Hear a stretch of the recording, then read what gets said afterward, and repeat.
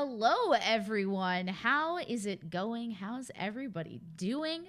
I'm Ann Richmond, aka Hearthsinger, the head bard in charge around these parts, and today I am joined on a very special episode. Some might call it a 2-week stint of Around the Hearth. I am joined by Christopher Gravenstein. Say hello. Well, hello. To the people. How are you?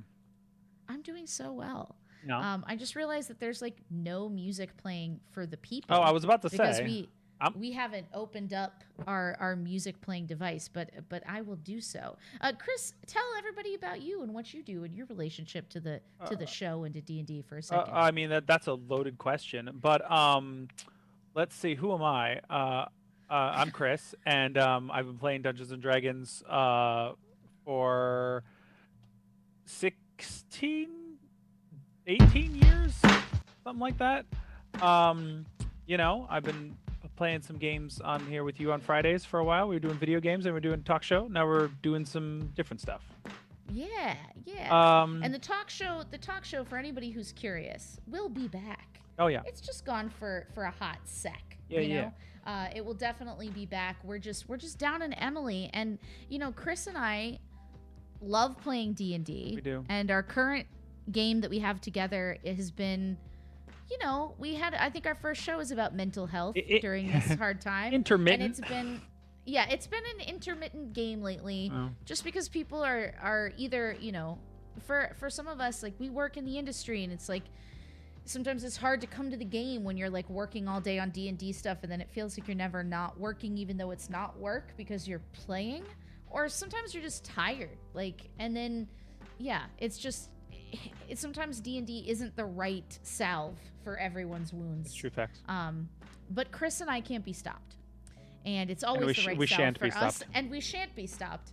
And so we decided, something that I really enjoy doing are one-on-one shots, where it's one-on-one D&D. Chris is like, did you want to see my swords in the back? No, I'm sorry. I was messing with my camera, but I can only mess with it so much. I accidentally touched it and then I messed it up, and I'm trying to fix it. No, it's totally fine. I thought you were just like, I also have this cat. Look and see. Anne might have Baby Yoda, but I have real baby behind me. So yes, if I it's have a an actual competition, child. Yes. But yeah, so I thought we would do a little bit of a one-on-one shot, which is also fun because Chris never gets to play. You're eternal DM. Yep, forever DM for sure.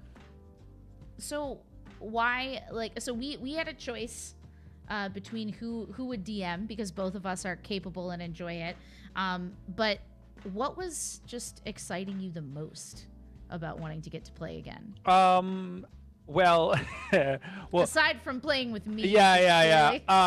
No, I mean it's rare that I get to just play Dungeons and Dragons without it having to put in like the emotional and like mental spoons to like make sure I have things planned. And being a forever DM, in line with the whole mental health thing, it can be like a lot, because you're like, oh yeah, I want to play D&D, but that means I got to spend like at least like an afternoon.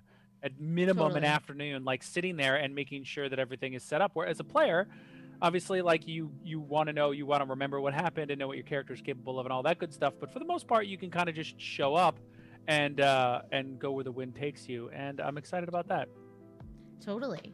Well, I want to say a special welcome, because I see that we actually have some people watching over on YouTube as well. Oh. Hi, Joseph. How's it going? Hi, everyone else over on YouTube. And hello to new friend Takor Mundell. How's it going? Welcome to the Baby Bards, friend.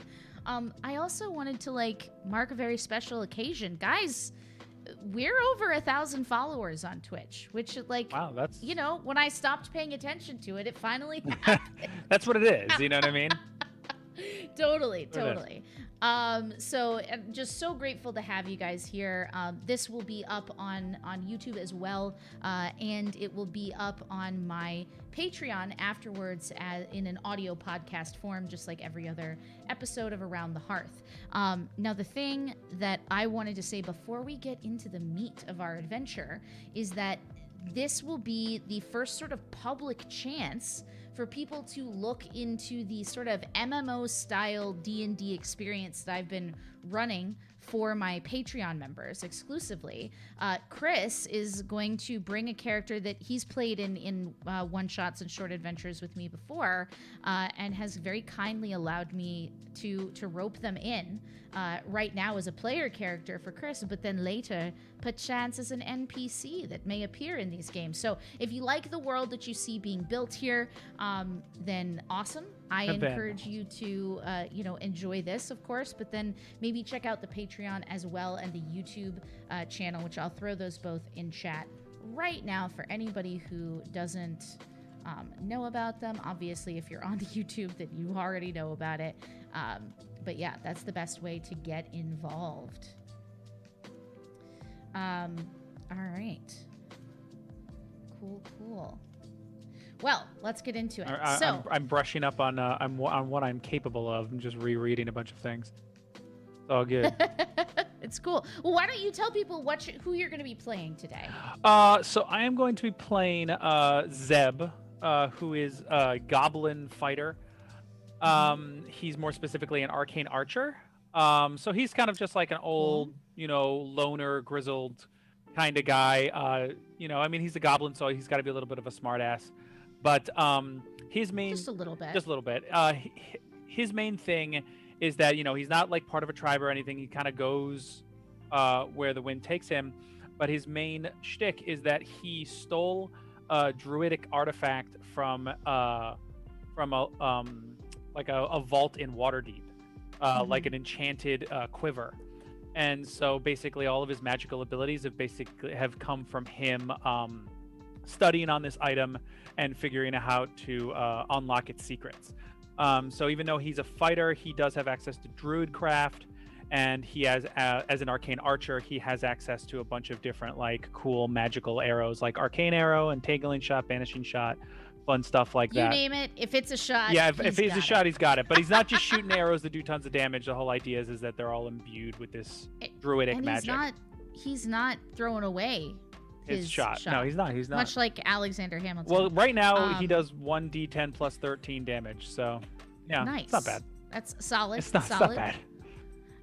Sweet, awesome. I just realized I was like, oh, I don't have my encounters pulled up, so I'll just pull that. Hey, up Okay, it's fine. It's fine.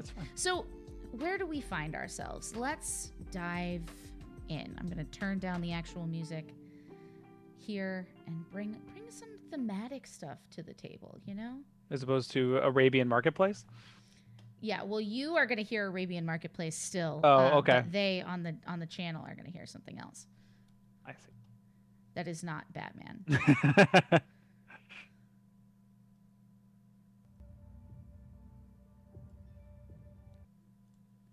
This sounds good. Yeah. Oh God, that's very epic. Let's try to live up. Yeah, to it. yeah. So you walk into a bar, the most epic of bars. It's so that true. ever was. It's so true. Oh my goodness. Well, it is in southern Faerun where we lay our scene, where the hamlet where lies Phandalin, a very well-beloved adventuring town, has been beset by a dragon named Creovane. A young white dragon has taken over this landscape for the better part of a year, pushing all sorts of terrifying apex predators down from the hills and into this hamlet, into these vales and the farms. Orcs have been seen traversing down out of the mountains and laying raids upon various villages and outposts, simply looking for land that they can call their own as the dragon's domain expands around them and pushes them out of their homeland. Now, within this tenuous chaos, the people of Phandalin have shuttered their doors. They have shut themselves down. They have closed off adventuring altogether. People have lost their lives. This does not seem to be a place that people want to come. But there are those who believe that destroying Creovane, that empowering the people of this region can still happen. And they can be found in a small inn called the Vulgar Magpie, just outside of town. The Vulgar Magpie sits along the base of the southern mountains of Faerun. and it is surrounded right now by an abundance of snow. Snow that is, well, how tall are you, Zeb? Oh man, how tall am I? Oh, I have it. I'm 3 foot nothing. 3 foot. Well, it's you are. How are you getting through this snow? Let's paint a picture of you approaching the bunker.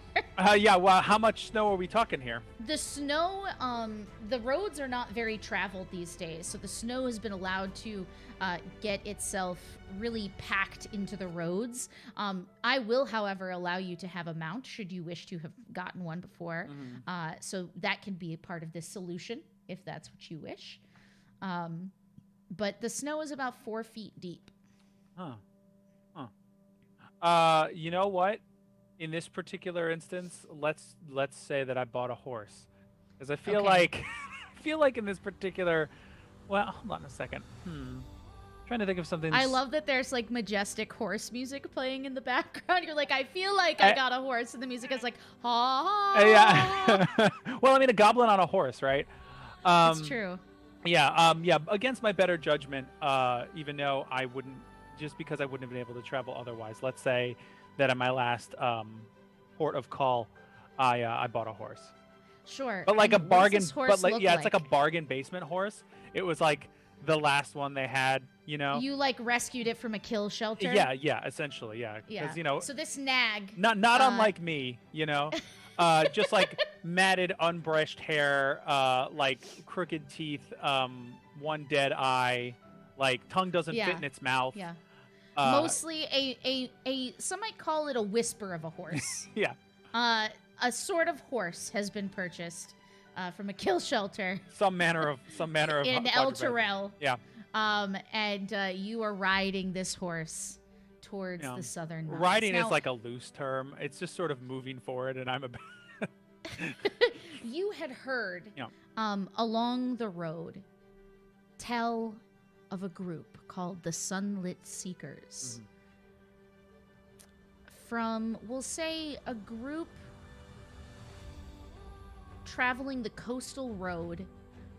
You heard them mention an abundance of magical items and riches being collected in this area. Some might say, ironically, that they are trying to rival a dragon's hoard, which seems to be an impossible task. But for you, this sparks great interest. Indeed, it does.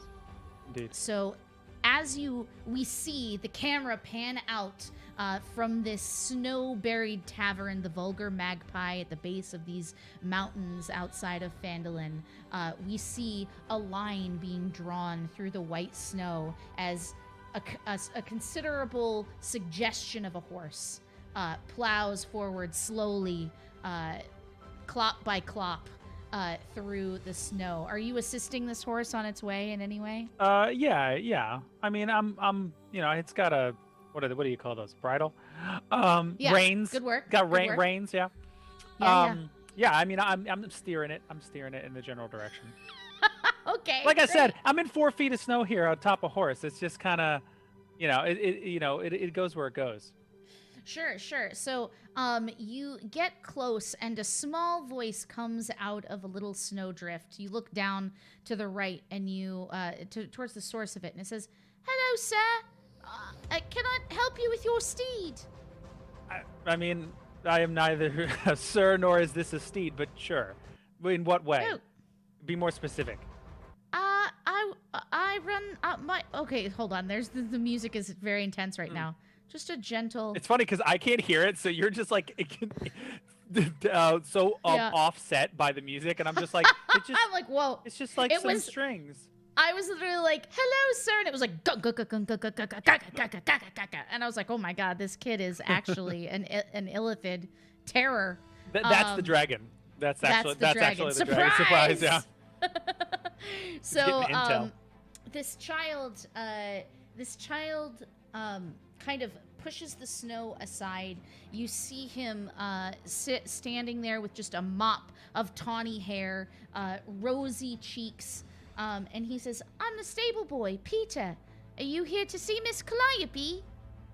Does Miss Calliope work at the Vulgar Magpie?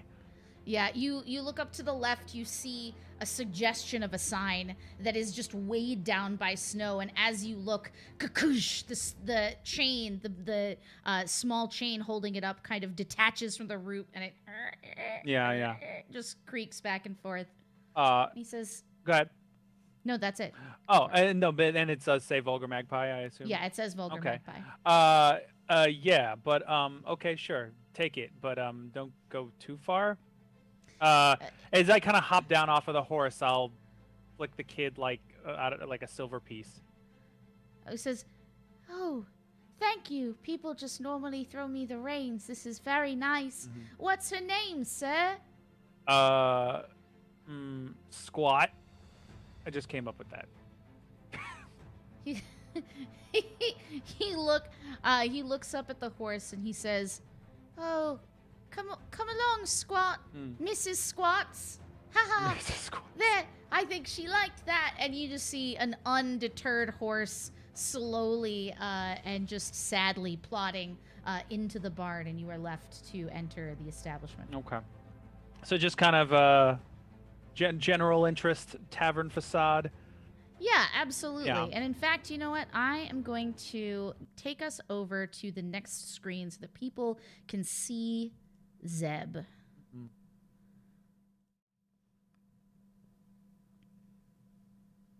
All right. There we Here go. we go. Now, Indeed. I cannot hear. Can you hear music? I can hear the Arabian Nights, yeah. I'm sure it's fine. Now it's gone. Now it's gone? Great. Yep. Good. Now it's gone. And it's gone. And it's gone. All right. We'll just reload the screen while we talk. So you enter the inn, and you see laid out before you kind of a depressed portion of the room that is outside of a giant circular hearth. The lip of the hearth creates a flagstone stage that sort of inserts itself into a sitting room area. So it's kind of a sitting room area if it were also a theater in the round. Gotcha. On the left, you see several tables. It does not look like your typical tavern, but it evokes, that atmosphere because it's absolutely just filled with tons and tons of different people. Roll20 has decided that it's not participating in this evening's is that so? performance. 1 second. Let me just go back over to the main screen here until that sorts itself out at the very least. As you enter, you see all manner of folk. Why don't you go ahead and roll a perception check for me? Sure, why not? I can do that. Oh, that's not gonna be great. Perception. Where are we? That's a big old 6. Cool. Great. So your perception is totally overwhelmed. You have, you see a lot of people over my radar. Yeah. You see on your level a very thin and old goblin who is working and carving arcane sigils in the air. They burst into fireworks. He says, no, that's not right. He just keeps going at it. Then in another corner, you see a very, we'll call it a shadowed gentleman with a dark hood chatting with another goblin who's seated on the stairs, and people are trying to work their way around them. They're clearly in the way, but they're caught deep in conversation. You see the goblin and what and who else? A goblin and a like shadowy figure. Okay. It appears to be some sort of hooded half elf. Perhaps a rogue in persuasion, but you rolled a 6, so who knows?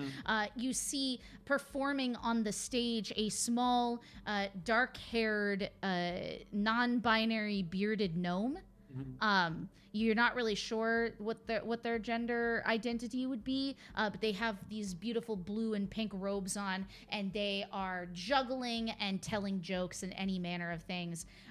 There are all sorts of people up on a banister up above, like the railing, and behind the what is basically a bar, or maybe just that area in the office where you have the office kitchen. Mhm. You see a tall, very attractive gentleman with sandy hair who is sort of laughing and doing his best to serve the requests that are coming in. Fascinating.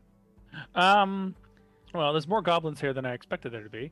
Yeah. For sure. I'm gonna head over to the first goblin there, who's sort of on his own, the one Sure. practicing some manner of magic.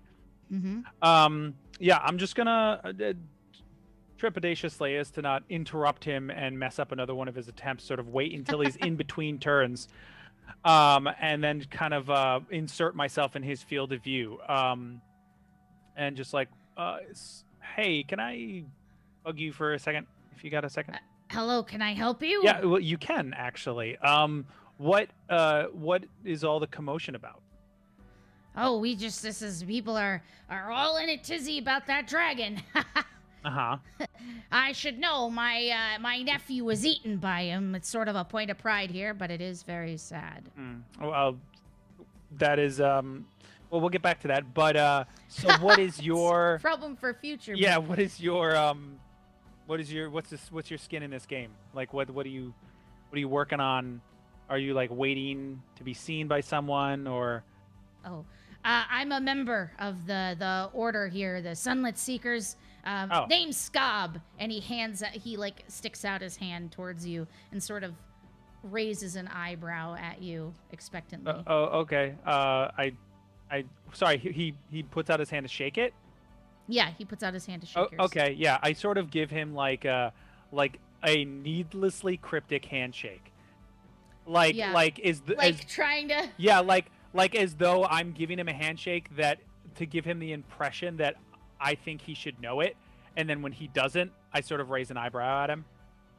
Okay. Sleight of hand check, I guess? No, I mean, it doesn't need to be that big of a deal. I'm just being weird about it.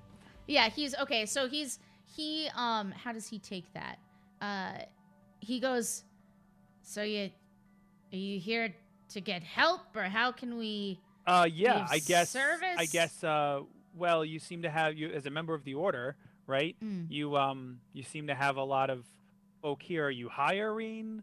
What's the situation? Oh, we are always hiring. And you look up and you see a woman with a long, thick braid of red hair over her shoulder, sort of calling out these sonorous notes that all sort of just seem to harmonize with each other. She's playing a great war lute.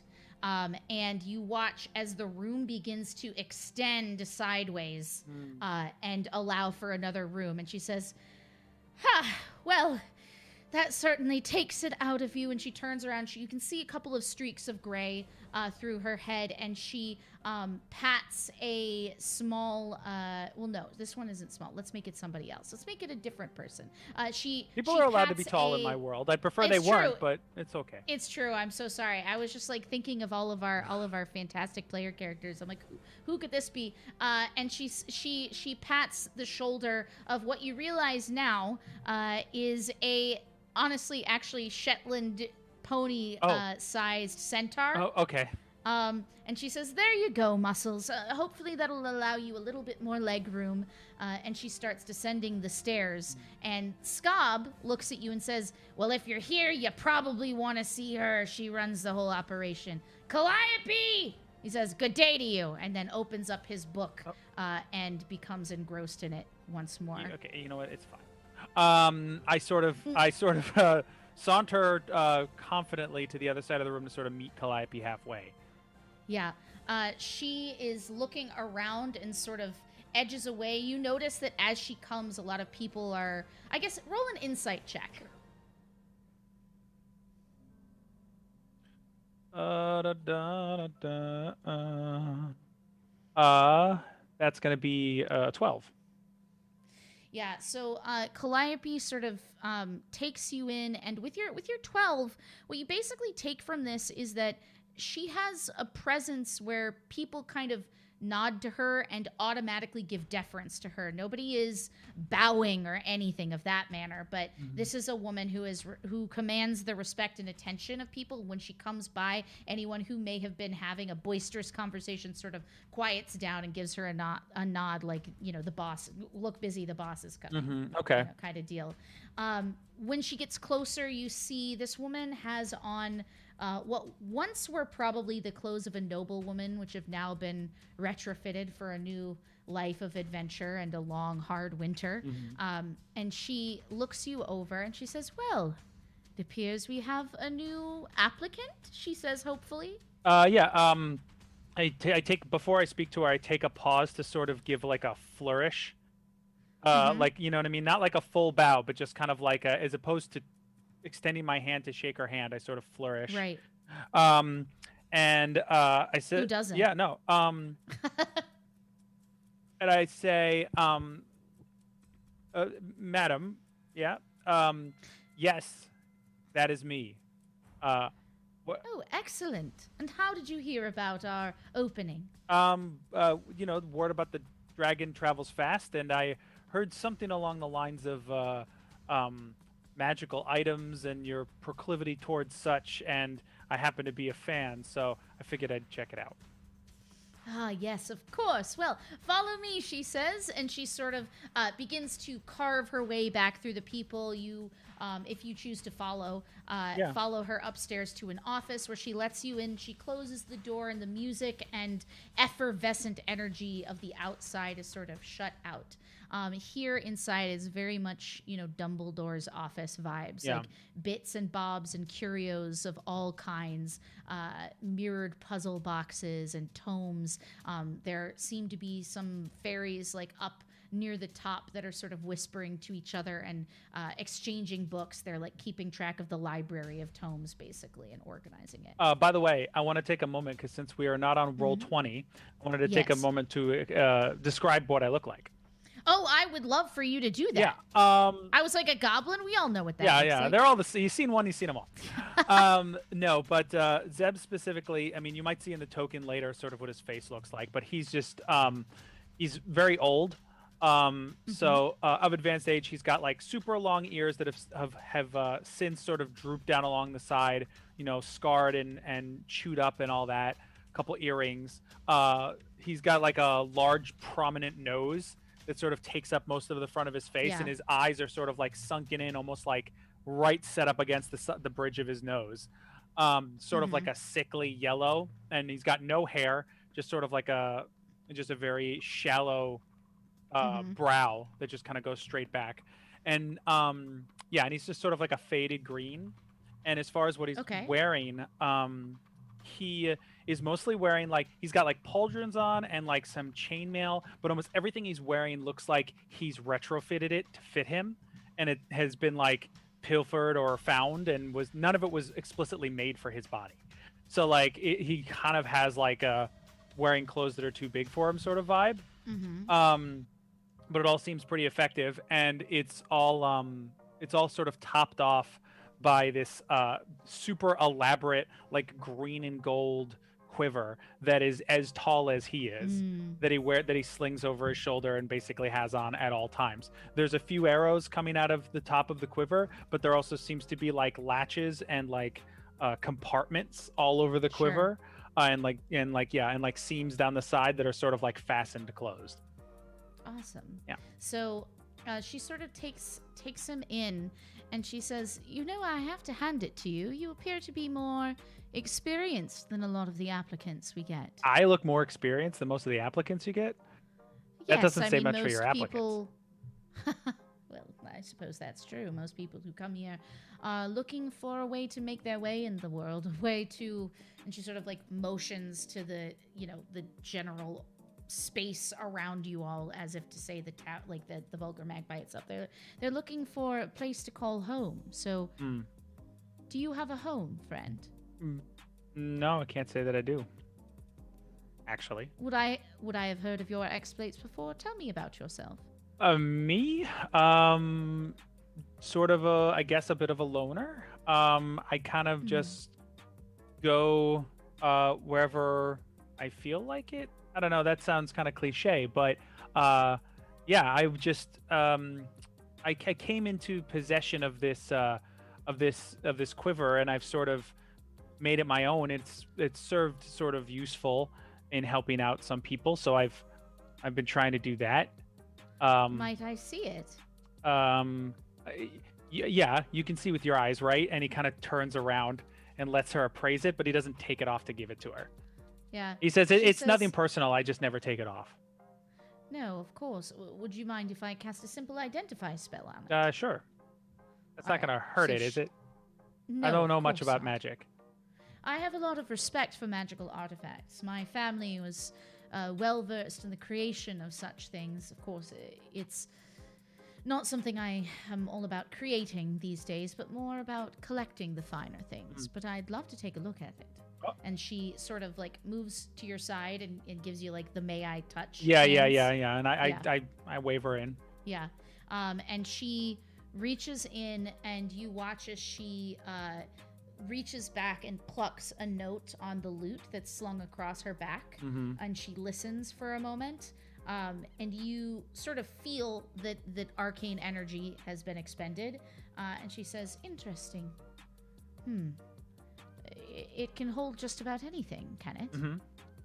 Yeah, pretty much. And I undo one of the buckles, and literally like a short bow, a long bow, a heavy crossbow, a light crossbow, a couple daggers, and a short sword all fall onto the floor. Oh, my. Well, that seems like a lot of work, keeping track of all of that. Best to have a bag like that. It's interesting, I've seen bags with that sort of enchantment before, but I've never seen one that's a quiver. And where did you get it? You say? uh, let's just say that I inherited it from a friend.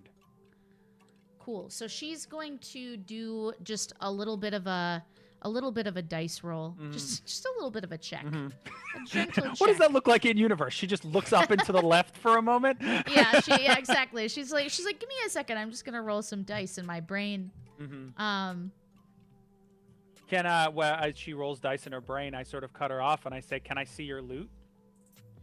and she says, "Of course." Okay. So she hands it to And me. she keeps her hand on it, and then she kind of, after having rolled an insight check on you, she How dare you? what Uh, I'm sorry, she's very good at it. I rolled a 25, so I guess she has a good sense of who you are, but not more than you've necessarily said. Just that you seem to be a bit. You're keen to hold on to any wealth that you have, mm-hmm. or any good things that you have, at Perhaps. least as far as she's seen. And so she kind of like gives you a wry smile, and she keeps her hand on the lute, and she says very pointedly, "It was my mother's." Mm. So I like reach for it, and like I go like I'm going to pluck one of the strings on it, Mm-hmm. but then before I touch it, I stop. Like, you know what I mean? Like I get like an inch Yeah. from it, and then I pull my hand back pointedly, Mm. and I'm just all like, well, then I best not disrupt its energy. Yeah, I don't know. Do you guys? I heard that you guys are like getting a lot of like collecting a lot of these things. What's that all about? Well, you see, and she sort of like motions back to this bay window that's behind her desk that like lets in a lot of light, and you see the mountains stretching up behind it, and you can see flying just over the tops of the mountains is this white dragon in the distance. Mm-hmm. And she says, "Now I wouldn't be alarmed, but we see flyovers quite often these days, but well, this place has always been special." And she takes out a bunch of rubbings, like Indiana Jones style rubbings of artifacts and walls and things. And she says, "Beneath this place was an old temple, a temple of the Sunlit Seekers, an order sworn to gather and protect magical items that could help heroes protect the world from Armageddon, the end times, whatever form that it took. And they were arranged into 3 groups. And she basically lays out the papers in front of you. And do you speak Sylvan?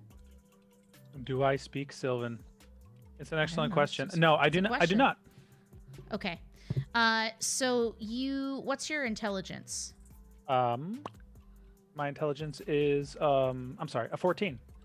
I feel like in our normal lives, you could just ask somebody what their what's your intelligence? Yeah, how smart would you say you are? How smart? What is it you say? You do here. You do here. Amazing. 1 second, I'm just opening up something. Cool. So she sort of looks at you and you don't seem to read them. You're just kind of looking at them. And she says, I'll translate for you. You see, there were 3 factions within the Sunlit Seekers. There was the Watch, keeping the balance on the backs of eagles. The Outlanders protected the natural world from the reach of growing urban sprawl.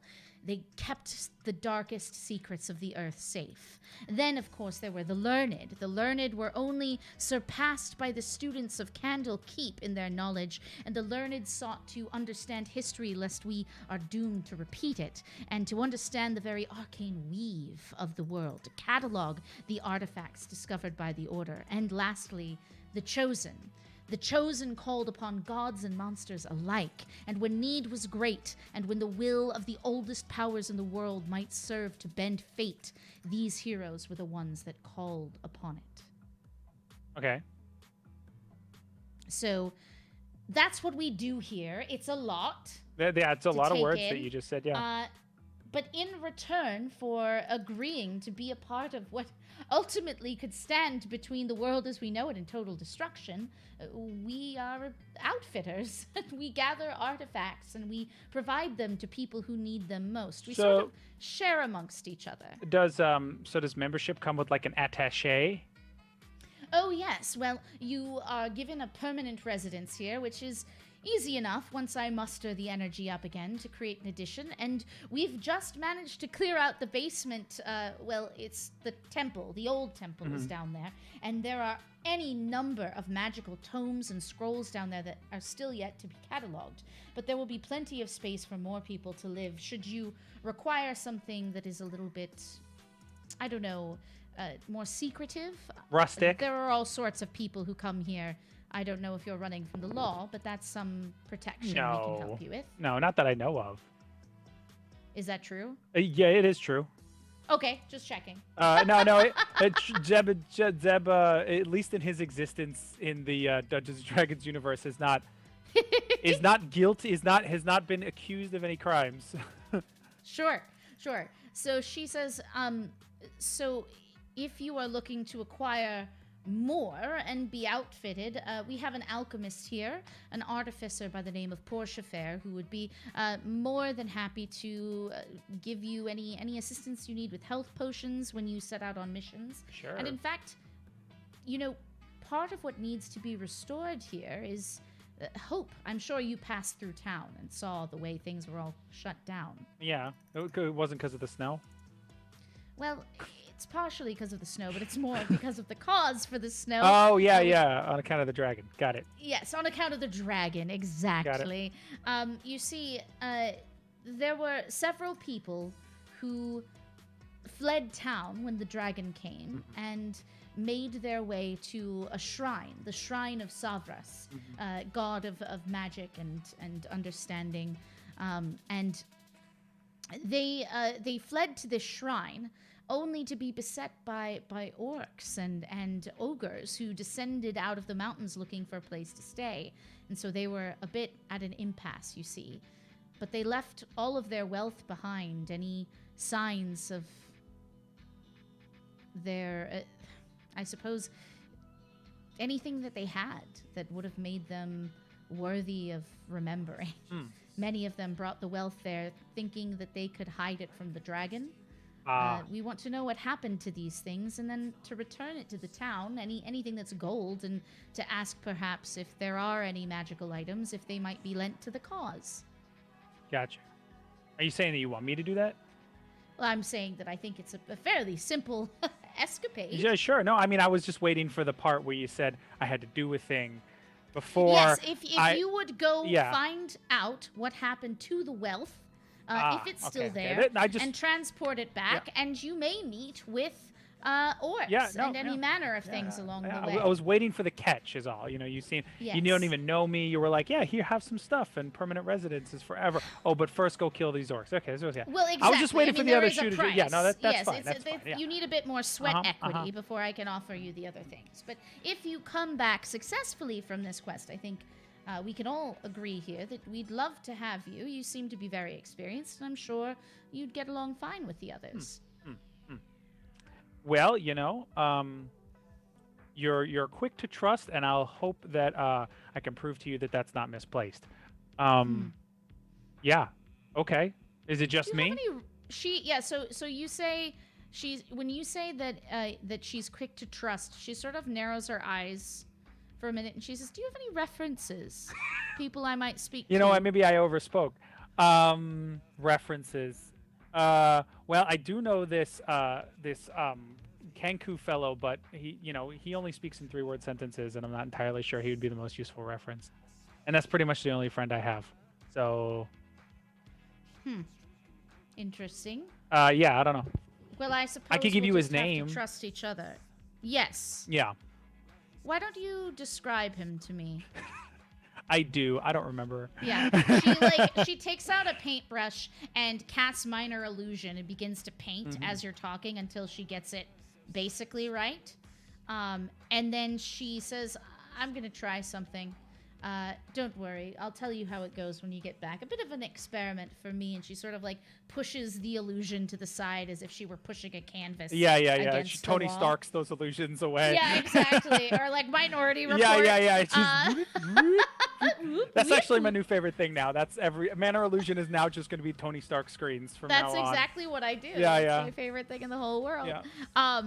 So she says, "All right, downstairs, why don't you meet with Portia? I think she'd be a good match for you to go on this adventure and make sure nothing terrible befalls you, and that of course the fortune comes back unharmed." Okay. Yeah. Wouldn't want anything terrible. I mean, what would to be an happen adventure to without it a or you. chaperone? I get it. That's fine. It's fine. It's fine. I don't want you to die. So first you say I'm capable, then you think I need a chaperone. It's fine. Let's see how it goes. So we're, by the way, everybody, I am using an adventure from the Essentials Kit, which basically helps you create NPC companions that allow for a better ease of one-on-one shots to happen. So those are the rules that I'm using. All right, cool. So you are able to get what you need. You head downstairs and you see a half-elf who clearly has a bit of drow in them, who is sort of sitting at the bar counter. She's covered in all sorts of bronze and leather. Next to her, you see you see a small little ball with another ball sitting on top of it. For better or worse, it's BB-8. Okay. And he just looks like a very worn steel that's just rolled over many things again. Oh, it's like an artificer pet? Yeah, okay. Exactly. That's exactly what it is. And her skin is kind of like a light lavender, and her hair is white. And she looks you over and she says, "Just got a message from upstairs. I guess you're the new guy." I am indeed the new guy. And then when I say the new guy, I kind of go like this with my hands and create like a wreath of flowers with druidcraft. That's just like imagination. And then poof, I'm out of existence. "Oh shit, that's pretty cool. I'm into it." Yeah. This is my little buddy. This is Fate. Fate. He kind of rolls forward and goes. And kind of scans you a little bit and goes. So it's just a droid, and is that what I'm to understand right now? That's what's happening. It's just a droid. Okay, that's fine. I kind of His name is Fate. I kind of poke him. Ah. Not not aggressively. So is it alive? Does it feel pain? I'm just asking for later. He kind of shivers when you say, "Does it feel pain?" He vibrates a little bit, and she says, "I mean, he's a sentient robot, so yes. If he were, hypothetically, I understand that this is a bad first impression. Die. Could you make another one and he'd be okay? I mean, I can repair him. But, Okay. Like, that's kind of rude. I'm just understanding the limitations of the circumstances of which I'm currently being put in. That's all. Totally feel it. Feel it. I just like to know the limits of the boundaries of my world. You know? Yeah. I mean, I wouldn't throw him into an enemy. No, I'm not gonna throw him. I'm not gonna throw him into an enemy. No. I'm just curious. When you look back down again, because you've been having this conversation with Portia, yeah. This thing has scooted behind Portia's leg and is just leaning out to the side like this guy wants to kill me and he doesn't even know me yet. No. Anyway, with that, I do extend my hand up to Portia, and I says, so if we're gonna be working together, nice to meet you. I'm Zeb. Yeah. She says, I'm Portia. I deal with a lot of the potion stuff, some creation of magical items. That's a nice quiver you got there. It's nice, right? I kind of turn around and give it like the double thumbs. And like pose. She looks it over and she says, sort of like, man, it's all natural stuff. Where'd you get something like that? I've only seen rangers and wardens wear that shit. So as she's sort of asking, he's already like lost in the sauce, and he's already like digging into it for something that he thinks will impress her. Yeah. And sort of ignores that question because he didn't hear it, Right. and he pulls out a longbow that is kind of like the arc of the longbow looks like it's sort of made out of like spiraled wood, kind of like a shillelagh, but like much smoother and uniform. Just kind of giving it more density. And he says, this is my favorite one. It came with it. It's like a combo. And this is like my go-to. Are you a druid? I'm confused. No, but I've learned a few tricks from it. So I can, do things like this. And he makes the flame in his hand. He druid crafts a flame into his hand. Yeah. And then creates a little rain cloud that puts it out. Yeah. She like snaps in her hand. She goes, and she also has a flame in her hand. And she does negative space with you. Yeah. You guys are getting along. Yeah, great. and I'm just like, there's the one flame. There's the two flames. Yeah. So we do a little bit of that, but but he actually hands the bow over to her if she wants to like check out the craftsmanship. Yeah. She checks it out. What is it? I mean, it's honestly, it's not a magical item. It's just a nice looking bow. Yeah, it's just a really decorative longbow. She says, interesting. Do you mind? I can make this cool. Yeah, make it cool. I mean, it's already pretty cool, so I'm curious to see what you're gonna do to make it cool. Sure, absolutely. Do you want? I could make it like make pleasant noises at you. I mean, that does sound nice. Like, do you get stressed out a lot? Yeah. Like, I can make birds chirping, waves. I mean, that's very specific. Is that like your deal? You make potions and then you also make like therapy bows? I could. It's totally a thing I could do. But yeah, I mean, I also make magical items. Yeah. Okay. Well, you can make it magical. But so you make it magical and it sings to me? Yeah, actually. Mm-hmm. Yeah. I could do an infusion. I can make it a +1 bow, I think. I think so too. Just make it +1-ier. Mm-hmm. It's not +1. It's not plus anything right now. Yeah. Well, here, and she, you watch as she takes out like a little set of tools, and she puts the bow, like she kneels down and she puts the bow across her thigh, and she and Fate kind of like lean over it, and Fate like opens up a little like hole in its head and a bright light comes out. She says, thanks, buddy. She pulls her goggles down and she begins sort of fiddling with it with her tools, and you watch as along the grooves in the bow, this green magical energy kind of surges from the area where her tools are touching it and wraps around it. And you watch as a tiny little bit of a like vine grows along the outside. And she All says, right. yeah, now it's just like a little bit more of what it was. Nice. I can get behind. Plus one weapon. I can get behind that. All right, cool. Yeah. It takes it back. Yeah. Groovy. Cool. I love it. Yeah. And I didn't get you anything. I don't have anything cool like That's fine. that. Just keep me alive. Are you sure? Okay. Yeah, no, like really fine. I mean, do you have anything? I mean, I'll definitely take something. That's not going to last forever. But that's not going to last forever? Well, I mean, if I decide in my life and times, I can only have 3 of these things at a time. So right now, I am not doing something else that I could be doing to make that a +1 bonus. I'm sorry. No. What was the other thing? I'm more than happy to help. That's what we do here, man. Yeah? We're the Sunlit Seekers. We help each other out. Okay. Yeah. Oh, I know. And he sort of he opens his mouth and he slaps the side of his head and a tooth falls out and lands in his palm. Ew, Chris! Gross!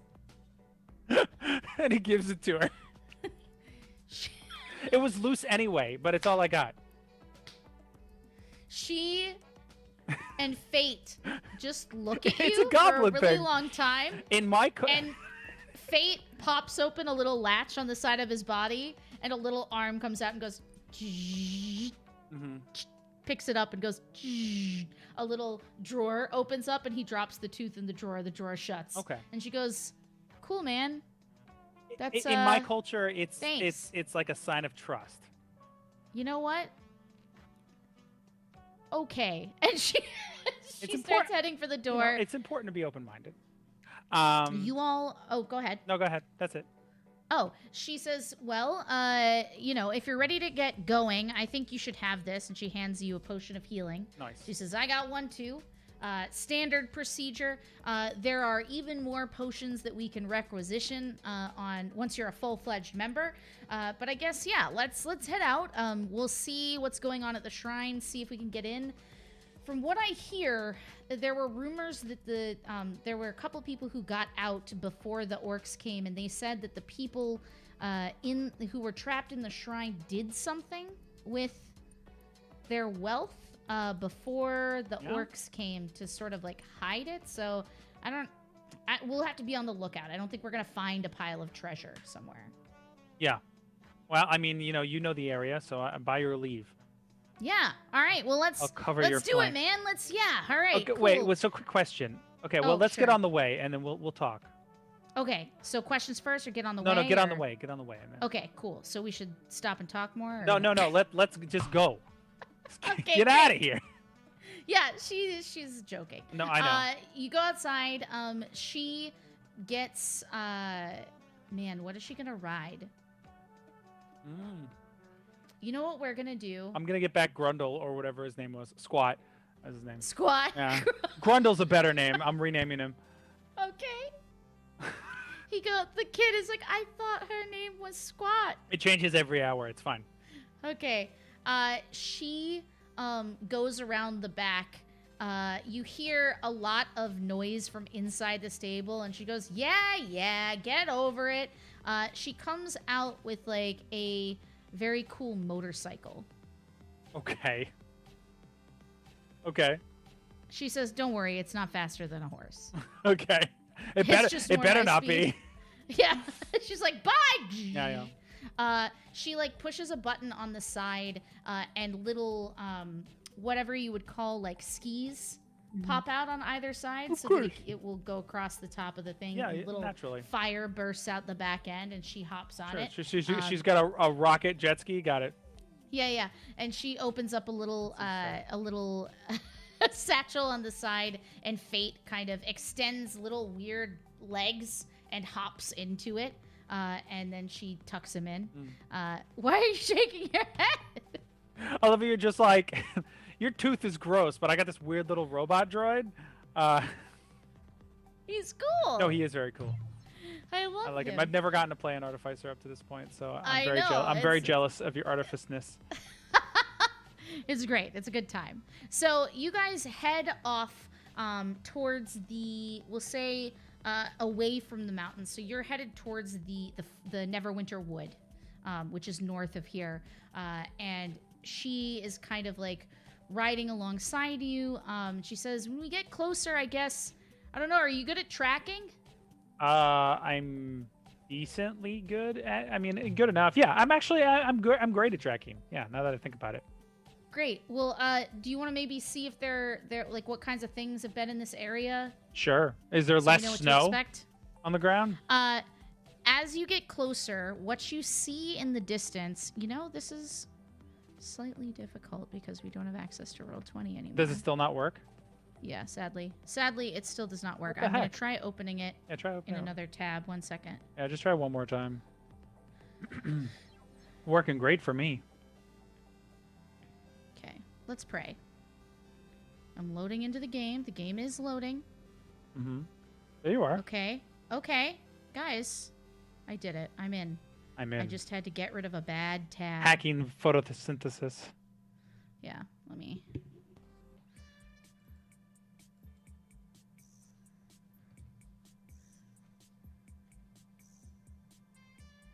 I'm here for it. I see you in the 20. I'm here. You are rolling. I'm trying to see if I have access to the music. Is music playing for you? No, but I could probably reload it and it would. Weird. But it's fine if it doesn't play for me. Yeah, it would just be nice, It would just be nice if the things that I spent an hour setting up would work for me right now. I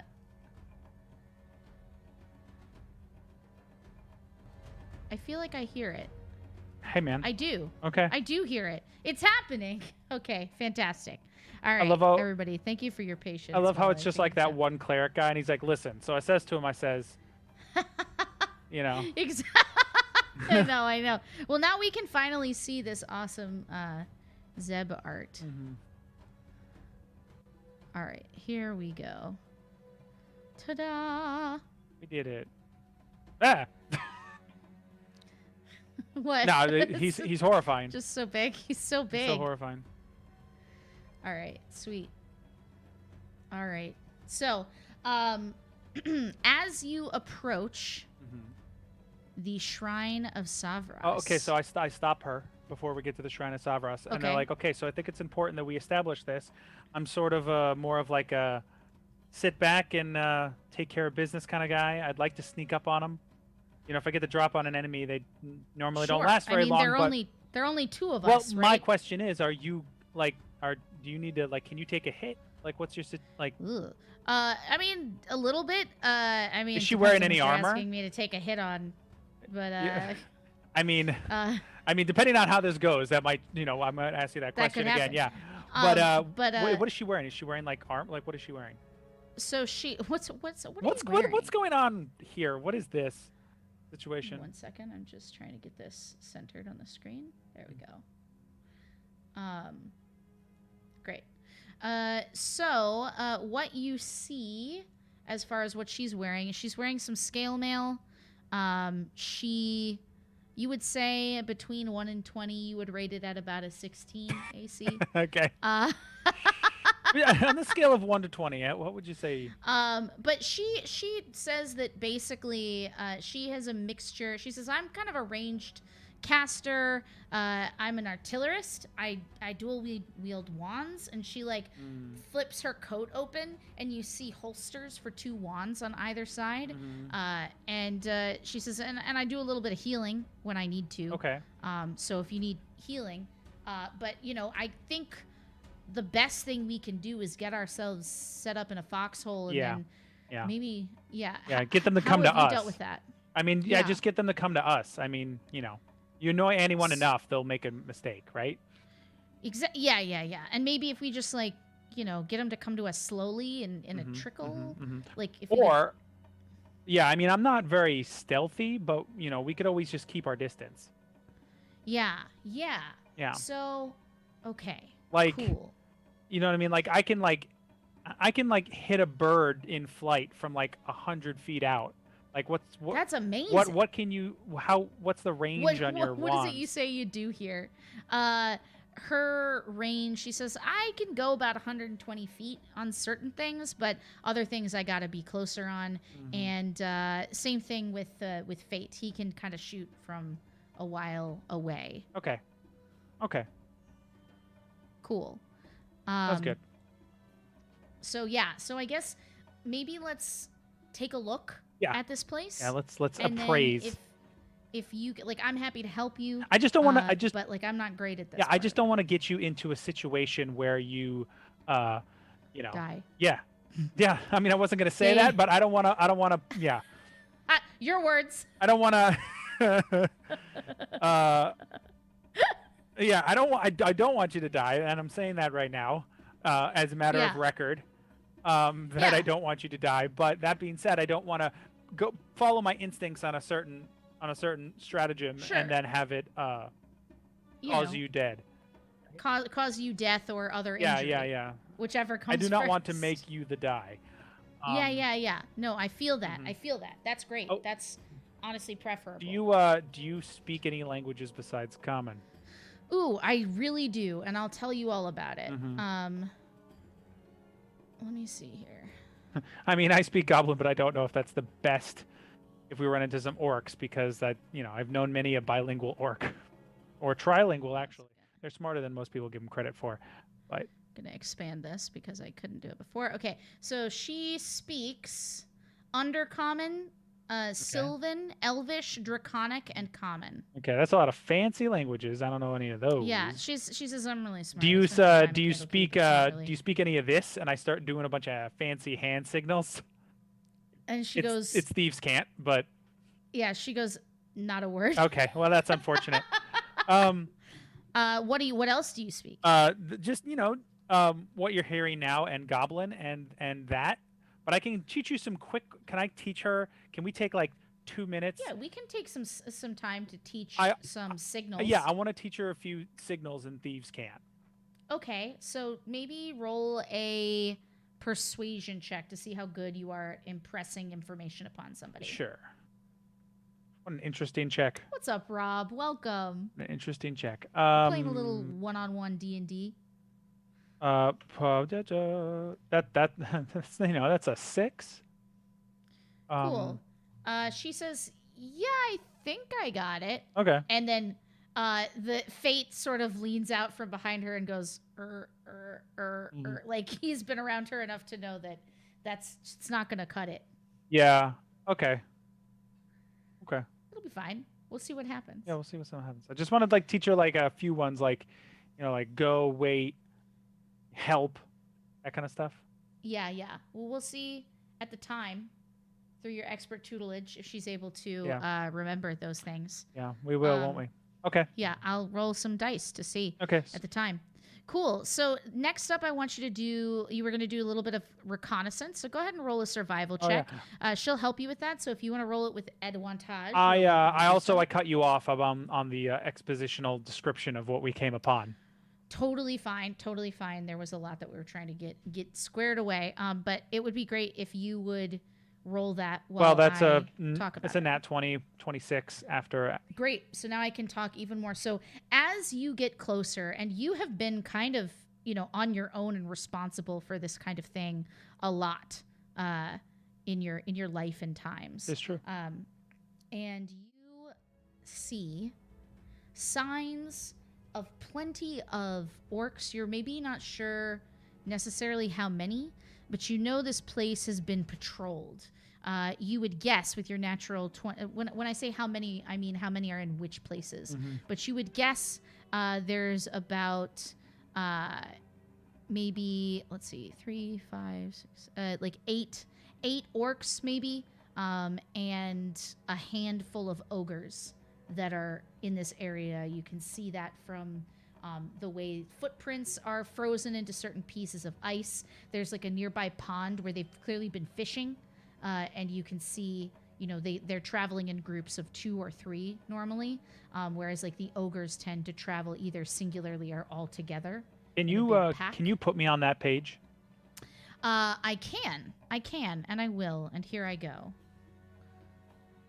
It's because I don't want to look at the other one because I think it has your DM layer on it, and I don't want to see things. So, yeah, this one, yeah, good. Good call. All right, so in Roll20, guys, basically what Oh, that you is do... very. That is. It's all black for me. That matter? Yeah, don't worry. Oh, okay. I got you. Okay. So what you have to do when you move a cursor onto Roll20 is you have to turn dynamic lighting on. Here it's daylight, so I'm going to make it daylight mode. So everything will have light on the page, even though there is dynamic lighting. I'm going to make it explorer mode on, so anything Chris explores or Zeb explores, they will find. And I like to turn on update on token drop so that people don't just move their thing around to see through different things. So we're going to save that. Then I am going to... Zeb, do you have dark vision? I do. Okay, great. So Zeb... I have 60 feet dark vision. Cool. So then when you drop a token on here, you're going to go into dynamic lighting. You're going to make sure that that is turned on. And dark vision is listed as night vision. So you'll turn that on, and then you will say 60 feet. And... I like to do dimming and say save. So you should be able to see Zeb. I can see the little house, yeah. Yeah, cool. So for now, this is basically what you see. You know what? We're going to go here because you did. Okay, you can see the Shrine of Savras, right?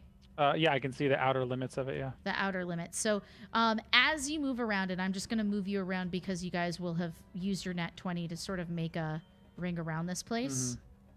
You are able to discover that there's basically an outer wall, and inside there is that building that you saw on the other page.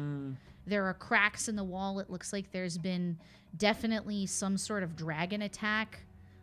Definitely like apex predators coming through. The walls have not survived that very well. So you guys have a couple of different places you can plan your approach from. You could come in through here or pull them out through there. There's also the front gates right here. There's a break in the wall back in this area and a break in the wall basically on either side. There are breaks in the wall, but the ones that have the least room to get through would be the front gate. Or the sides over here on the right. Gotcha. So I guess the question is, which way do you want to approach? You were able to see, you know, basically as you made your way around that there are a few orcs. Well, you know what? Go ahead and give me a perception check.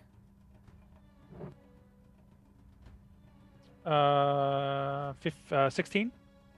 Okay, 16, yeah. So you are able to see... oh, sorry, a least... 19.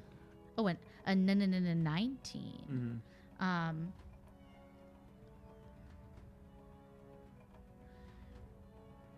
Now, of course, all of you in chat can see my GM level, so unfortunately it's a little bit of spoilers for you guys, but that's just kind of how this is going to happen. All right, token layer... No. Oh, should I not be moving myself? No, that's fine. That wasn't about you. That was about me.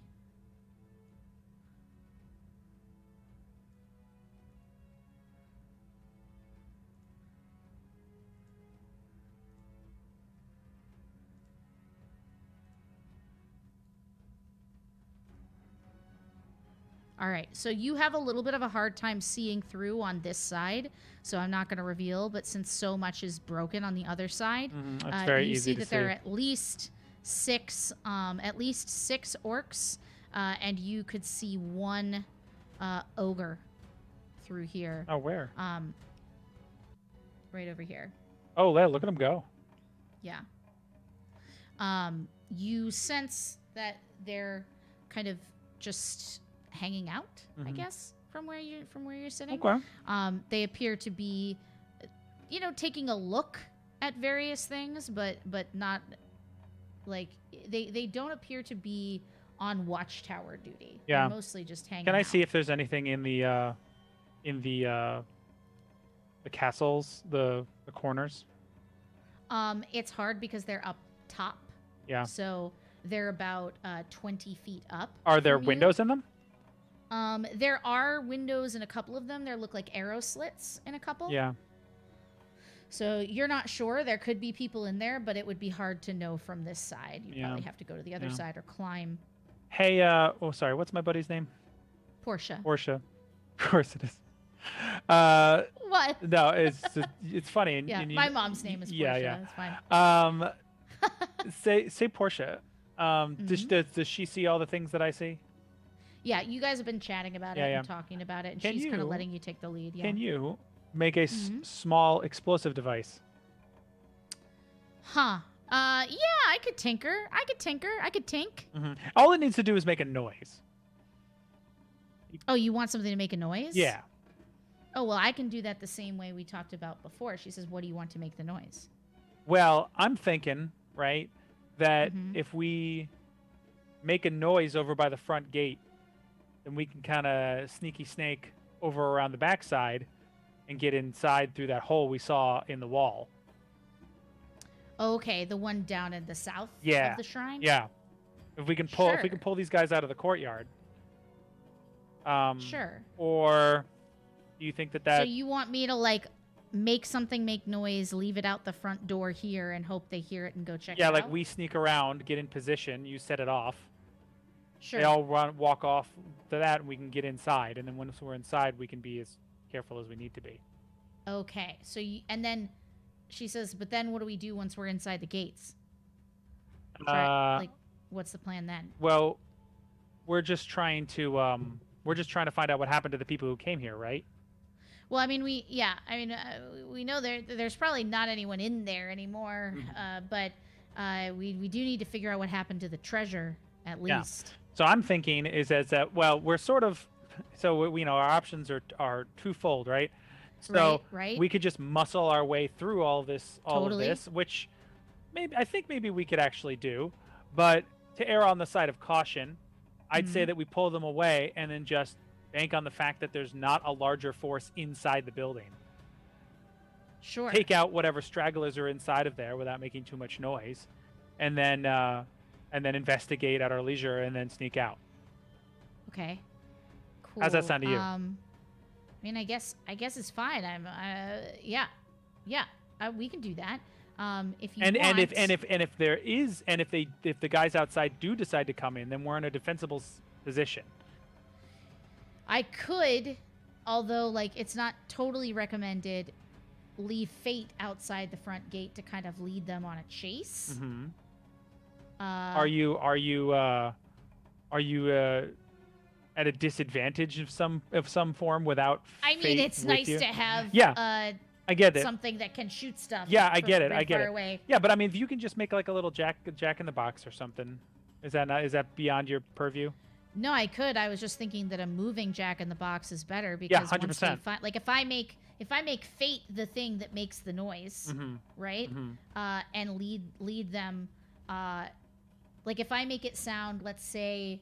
I love that I'm trying to solve my own puzzle. This is how this happens. But I'm perfectly capable of it. Like if we made it sound like the conversation of like sneaky adventurers, right? And then had Fate kind of lead them just around every corner. I think that's a better, mouse. Yeah, sure. For the cat to go. Yeah, sure. This is why they keep you around. Let's do it. Yeah. Fate looks so unhappy about this. He's just like. Well, see, Fate. I asked all these big questions, and here your mom is like, let's have Fate lead the 6 orcs and the ogre on a wild goose chase. See, we're all on the same page. It's fine. Yeah. He's like, he like looks at you, and then he looks up at Portia, and he sort of like backs away from Portia a little bit. Yeah. I thought I could trust you. I can't trust any of these meat bags. I was made to roleplay droids, apparently. That's what I was made to do. So he kind of like looks, and she goes, all right, come on. It's not, you know that you are always in here. And she points to her heart, and he goes, just like totally like happy about it, but like has somehow forgotten that he's bait. He's Fate bait. Yeah, Fate bait. And so she leans down, she makes a couple motions with her hands, and she says, okay, I'm going to take him around the front. I'll set him, and then we'll let him do the thing, and we'll see how it goes. Yeah, and I think we should go wait over here. You see my ping? Yeah. Or like so here. go ahead and move your token there, Christopher. So you're gonna hide there. Portia is gonna come back around there and meet you. Hold on a second. Portia, boom. Does she have a token? I don't see her token. Oh, she does. She does. It's there. And then where's Matt? God damn it. You're always in here, she says, pointing to the pocket where she keeps the design schematics. Amazing. Yeah. Oh yeah, here he is. Look at this little bean. He's so cute. That's just BB-8. So? So it could be BB-8. Look, I made him look really cute. Yeah. He's really cute. He's that big too. No, he's not. You imagine? Oh god, he's too big now. I can't see his little squares. Okay, I gotta delete him and bring it back in. God damn it. Terrible. Okay, great. So BB Fate is out front. You are waiting. Go ahead and roll a stealth check for me. Where's Portia? Well, she has to set BB Fate. Oh. She has to come around and get you. Yeah, but I don't want him to go off until she's with me. Right. Well, she has to say the magic words in order to make that work. Okay, fine. So she'll have to come around. You'll be a little bit on your own for a second, but go ahead and roll a stealth. 21. Okay. Go ahead and roll a perception check. 12. 12. Okay, so as you're sitting here, you see this huge hulk of like grayish yellow skin stomping along the ground. And you see 2 more trolls. Actually, you see 3 more trolls. Trolls? Sorry, ogres. Who could say? That's a very different kind of enemy. Yeah, ogres. Where are the ogres? Oh, Jesus Here. Christ. There's 4 of them? Yeah, that you can see. That's a lot of ogres. As you kind of peer around a little bit nervously. But they do not seem to take note of you at all. Yeah, okay. A little while later, you hear, What's that then? All right. Well, you go check it out. No, you go check it out. And there seem to be like calls and grunts across the yard between sets of guards and people. Yeah. And you start to see I'm just keeping an eye on this corner to see ogres. Portia come barreling around the fucking corner. Get away from the scene of the incident. That's exactly what you see. Yeah. Just like she's high knees, high knees. Stealthy high knees. I imagine that Portia runs with her hands like this, right? Like very like. Yeah, 100%. She gets there. Let's roll a little stealthy elfy check. What does she look like? Oh yeah, she's a half elf. She's a drow half elf. Yeah. Drow half elf. Oh, that was almost a 3, but luckily it wasn't. Okay, cool. So She needs to not so high those knees. Yeah, just lower knees. Lower knees. Slightly lower knees. Kindly lower your knees. Kindly lower your knees. Okay, cool. So she comes around the corner, about as stealthy as you are, but you're definitely like, all right, easy. Yeah. I imagine I'm like got for like just like take it down a peg as she comes around the corner because it's like. Yeah. Oh God. She pulls out a teeny tiny little like draught of something and drinks it to like calm her nerves. Okay. And offers you a shot as you sit there waiting to see what happens. Yeah. You watch as several ogres, 1 passes by, 2 passes by, 3 passes by to go up top. You see this one still. You see it actually. Go ahead and roll another insight check, or roll an insight check on this ogre. Sorry, I don't have all my stuff memorized. You're good. That's only an 8. Okay. Yeah. So you see it kind of like pacing back and forth confusedly, but it does not really leave this area. Hold on a second. I'm just moving some things around based on who heard what. I will go ahead and reveal more. Or what? Or what? Well, just more. Mm, Um, I don't like it. I don't like this at all. Okay, cool. So, folks move up towards the front. Mm-hmm. Sorry, I'm just making decisions based on rolls. These guys are gonna stay down here. You see an orc round the corner and say, "Glug!" Glug. Yeah, and Glug, the ogre, looks down and says, "Roar," like in a language you don't understand. Mm-hmm. And you see him kind of like scratching his head slowly, and he frustratedly beats the ground with a stick, and looks around. And he says, "Where?" And he goes, "Woo," and points in the direction that that fate was. And he says, "Well, just hold it down here. You don't have to go going crazy. We'll figure it out, buddy. This is our home now, our home. No one's going to take it from us." "Oh," says the ogre. So you know that this is kind of the crew that you're going to have to deal with. It's 2 ogres, and there is at least 1 orc who's wandering back. 2 ogres? westward. I don't see a second ogre. Well, you sense him. I sense him. But he is there.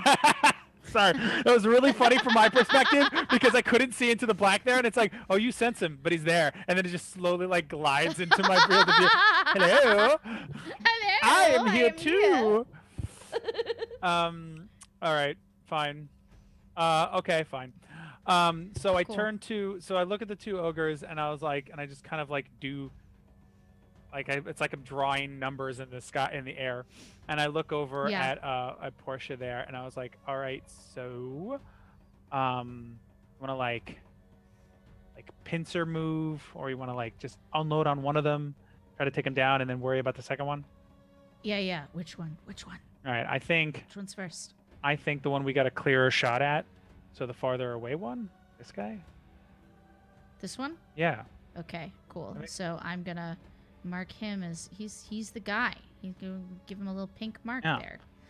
All right. All right. It's been a while since I've fought an ogre, and I don't remember exactly how hardy they are. So I'm just gonna hit him as hard as I can. This arrow's gonna so have. we're gonna go ahead and roll for initiative, but give me a hot mo here. But it's a surprise round. I know. I mean, I know It it is, still but matters. yeah, I know it still matters. Don't worry, it still matters, and it'll all be over. And then it'll all be. Then it'll all be over. All be over. So let's see here. We're gonna manage our characters. We're gonna say this is the one-on-one shot. Oh wait, no. Oh my god, I'm going to pump so much damage into this fucking thing. I'm really excited about it. Oh my god. Add one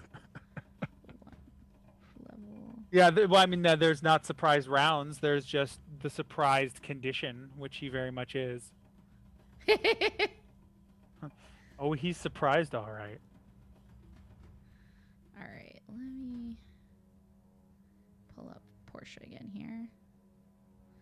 All right, give it a level 4. Great. And we will say ogres, Ogres. orcs, Ogres. Savras is what we'll call it, and we'll say That's a goblin. He's not very threatening. Oh, just you wait. 1, 2.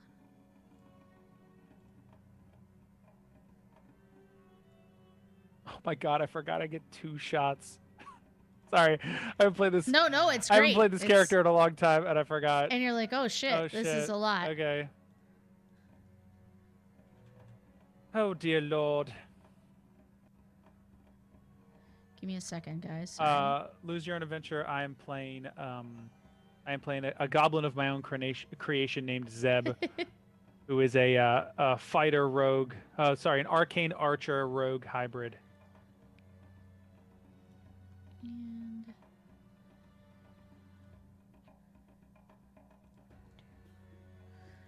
3. It's a lot of front-loaded damage. I'm hoping I hit. All righty. Because I see bass. And we save. All right, let us run the encounter. Okay, Zeb, what is your initiative? 11. Okay. Cool. Portia rolled a 16. Ogre. Great question. Great. Start. All right. So, we have. What is? Oh, interesting. Interesting. Great. Let me just do something to help me out here. I'm here for it. We're going to make all of these. So basically, if you want to run things in groups, what I tend to do is I will label them all with the same color dot, if that makes sense. So I can keep track of which ogres were going on which phase, if that makes sense. Which initiative was which? I don't know that these guys are going to go in this round or join the fight yet, but in case they do, I want them to be... I want to know what love is. I want you to show me. All right, let's get some cool-ass combat music. We'll go with the end game. Oh, that I hear. That I hear, he say. Okay. I gotta stop clicking on the stream because it makes me cheat. Yeah. Don't try not to. You can also, I think, expand the chat out from there if you want. No, I did. Yeah. For me, it's mostly that I can't see your face on anything else, and being able to see your face is very helpful. Really, yeah. All good. I'm sorry that life is more difficult than we would like. All right, cool. And then this guy. Who's going first? Tank.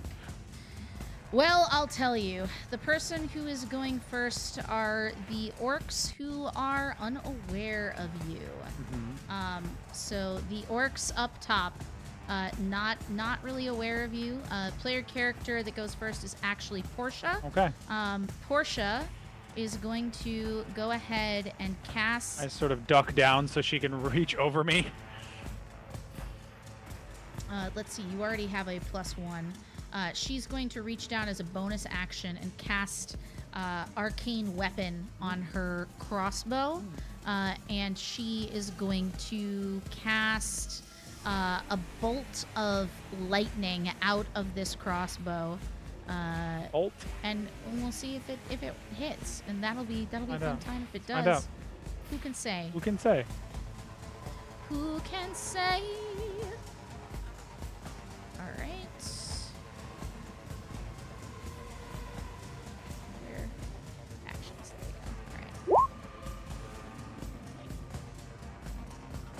Cool. That is against an ogre. A hit. Nice. Okay, cool. And she is going to do 8 damage to the first ogre. Okay. Which is great. Who doesn't love that? Yeah, that is great. Oh, 8 plus d6, so... Okay, so 12 damage altogether. All right, next up is that ogre, who is less than pleased and is going to take his movement. Isn't he... What? Don't they like... Oh, he's surprised. They're surprised. You're right. He loses his first turn, yeah. You're right. Yeah, he doesn't have his first turn. Thank you so much. I was like, there's a lot happening. And I was like, okay, fucking cool. no. Zeb, go. Okay. For the love of God.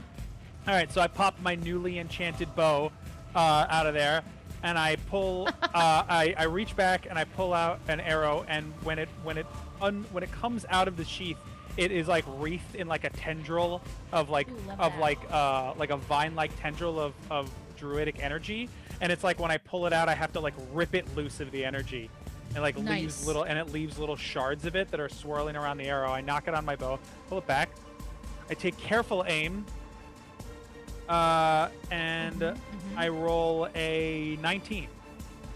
A 19. Nice. Okay, cool. Okay, that hits. All right, a 19 hits, yes. Okay, so I have to roll this die, and then that die, and then that die, okay? So I do... Boom, boom, boom, boom. Hmm. Uh.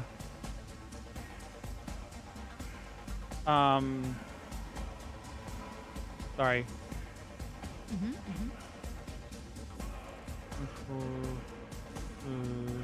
This is such a bop. 34. I do. So it flies through the air, and it.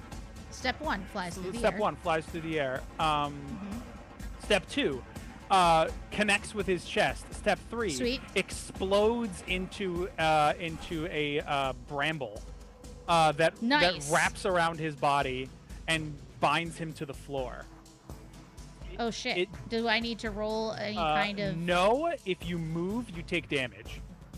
Okay, Basically, great. you're wrapped in brambles that are not strong enough to bind him in place, but if he moves, he has to basically tear his body out of them and does damage. But all of that connecting does 36 damage. Okay, cool. Sorry, I'm just seeing where she would be because she would have had to move around that corner to see him. Okay, cool. So how much damage is that altogether? 36. 36 damage? Yes. Holy shit balls. I mean, it's fine. And now, I'm just saying. And now I shoot my second arrow. Because I got 2 shots. 2 of them. It's fine. Not throwing away 2 shots. All right. Okay, that's a 13 to hit. Yeah. Wait. Yeah, that'll hit. Okay. Second shot is not nearly as powerful because it lacks the 2d6 poison damage from my grasping arrow, which is what I cast there. Yeah. That's nice. But I still get my sneak attack damage for being a rogue. So that. Did you? And you didn't use your sneak attack damage last round? Oh no, you're right. I totally did. And you can't use it more than once in a turn. That's fine though. I still. It's okay. I'm not trying to take it from you. I'm just trying to keep us honest. So that's 7 plus 4 is 11 plus 10 is 21 damage. Okay. Describe how he dies. So I fire the first shot. It connects with his chest and just explodes out into this like violent vine of brambles that wrap all around his body. He reaches around trying to like tear them off and stop them from consuming him. And in his haste, his guard is down, and the second arrow just comes out of seemingly nowhere, and with like a twinkle of like a pointed like flash of light just connects with his forehead, and he just goes and his weight just reels backwards and he falls down. Yeah. Right between the eyes. Portia looks like she's just getting back after rolling out from behind you like Rainbow and like launching a lightning bolt into this thing. She looks at you to look proud. She's like, "Did you see that?" And then she looks back and she goes, "Holy shit!" Yeah. Yeah. I'm just sitting there and like there's literally like the energy like coming off of the bow is almost like steam. You know what I mean? Like the thing is like it's like it's smoking from being from being an overtuned engine. She just goes, "Best friends? Best friends?" Yeah. I mean, we're getting there. Yeah. Yeah. Okay, cool. Okay, so that is your turn. The rest of the surprise round goes. We're back around to the start. Let me get my organization properly so that I don't screw it up. Alrighty. So I burned like a white dwarf though, so like I can only do that so many more times. Okay. Well, let's see how we do. All right. This guy, no idea. This guy. No idea. This guy. All right, yeah, all of these groups, they're close to knowing, but not really. Okay, cool. So back around to Portia. Portia goes, "Okay, again?" And she rolls out again here to where she can see this ogre, rather. This ogre, she is going to take out her wands and pew, pew, pew with her wands. Or I guess, no, she's still concentrating on the other thing. So she'll roll crossbow, and she will do not that much damage. No, I'm not rolling deep like Zeb, unfortunately, but that's okay. Okay, she does 9 damage, and she goes, "I got it started for you." It's okay. You set him up, I knock him down. That's how that works, right? Yeah. Best friends? Yeah. Okay. Hey, we're getting there. Okay, cool. And she then rolls back behind you. Okay, cool. Is it my turn? It is not. All right, cool. So from around this corner, is that true? Is that true? Yeah, this guy here. Okay. He's got a speed of 40, so let's just have a look here. Trundling out. Landing in front How dare you, of sir. the two of you. This ogre lands and begins to bring down his great club upon you. Eep. I'm in What's danger. your AC? 16. All right. I suppose an 18 hits you. I suppose it does. You take 13 bludgeoning damage as this thing slams into you. Luckily, he does not have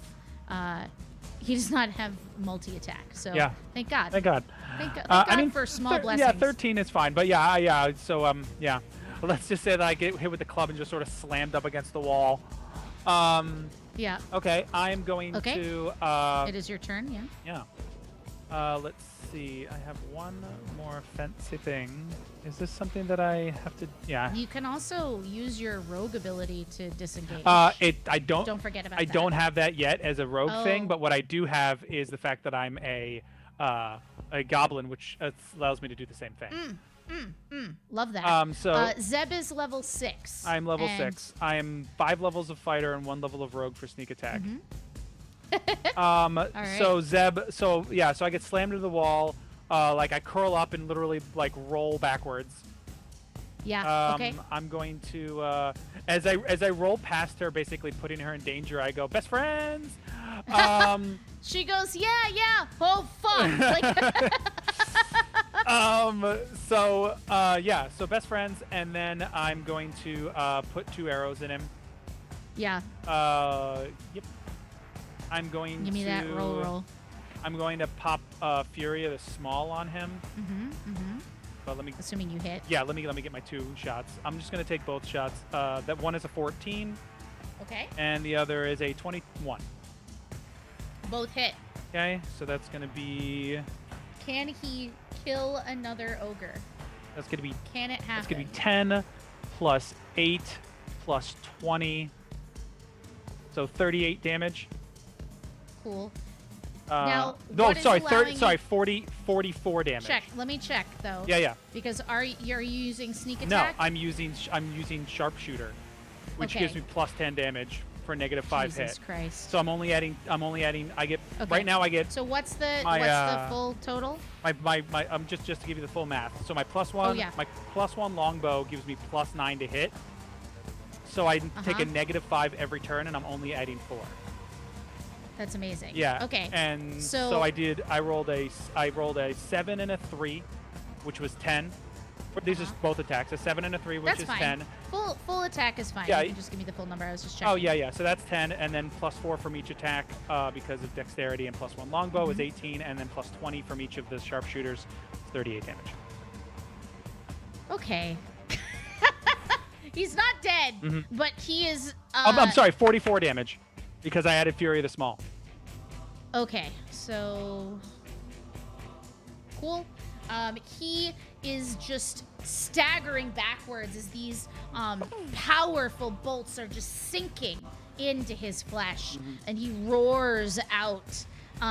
He is displeased, but still standing. Okay. Yeah, I because like those 2 were more like double knocked, and then.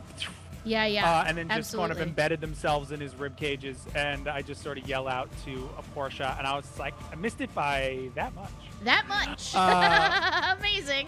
Okay, so this ogre in back turns back in the other direction and sort of looks, begins to move its way down, but it doesn't yet know what's happening because it just kind of hears a kerfuffle. These others do not know what's happening. This orc, let's just roll for them as a group. That'll be easier. We've put ourselves in an unfortunate situation here. Okay. You hear doo doo, Yep. and some kind of horn Yeah. is sounding. Yeah, that's fine. This is fine. You watch as well. You know, we'll get there next time. I'll kind of catch that up because they're not. I'll do it cinematically because something would be happening now, but it's funnier if I do it my way. You watch as you hear. Wow! God damn as it. the droid It slams into a wall and then the corner. Yeah, of course. Just barely missing the wall. Why would you come followed here? by 3 orcs. He's scared. Yeah, scared that. Oh my God, my map was not zoomed out. Oh Lord. All right, that's fine. Wow! Yeah. So good. Okay. I'm glad that you pleased yourself so much. Just for me. So the tiny little fate dude the robot comes around the corner. He is gonna take some shots. Let me just check something real quick. Arcane turret. You know what? We'll make him a defender.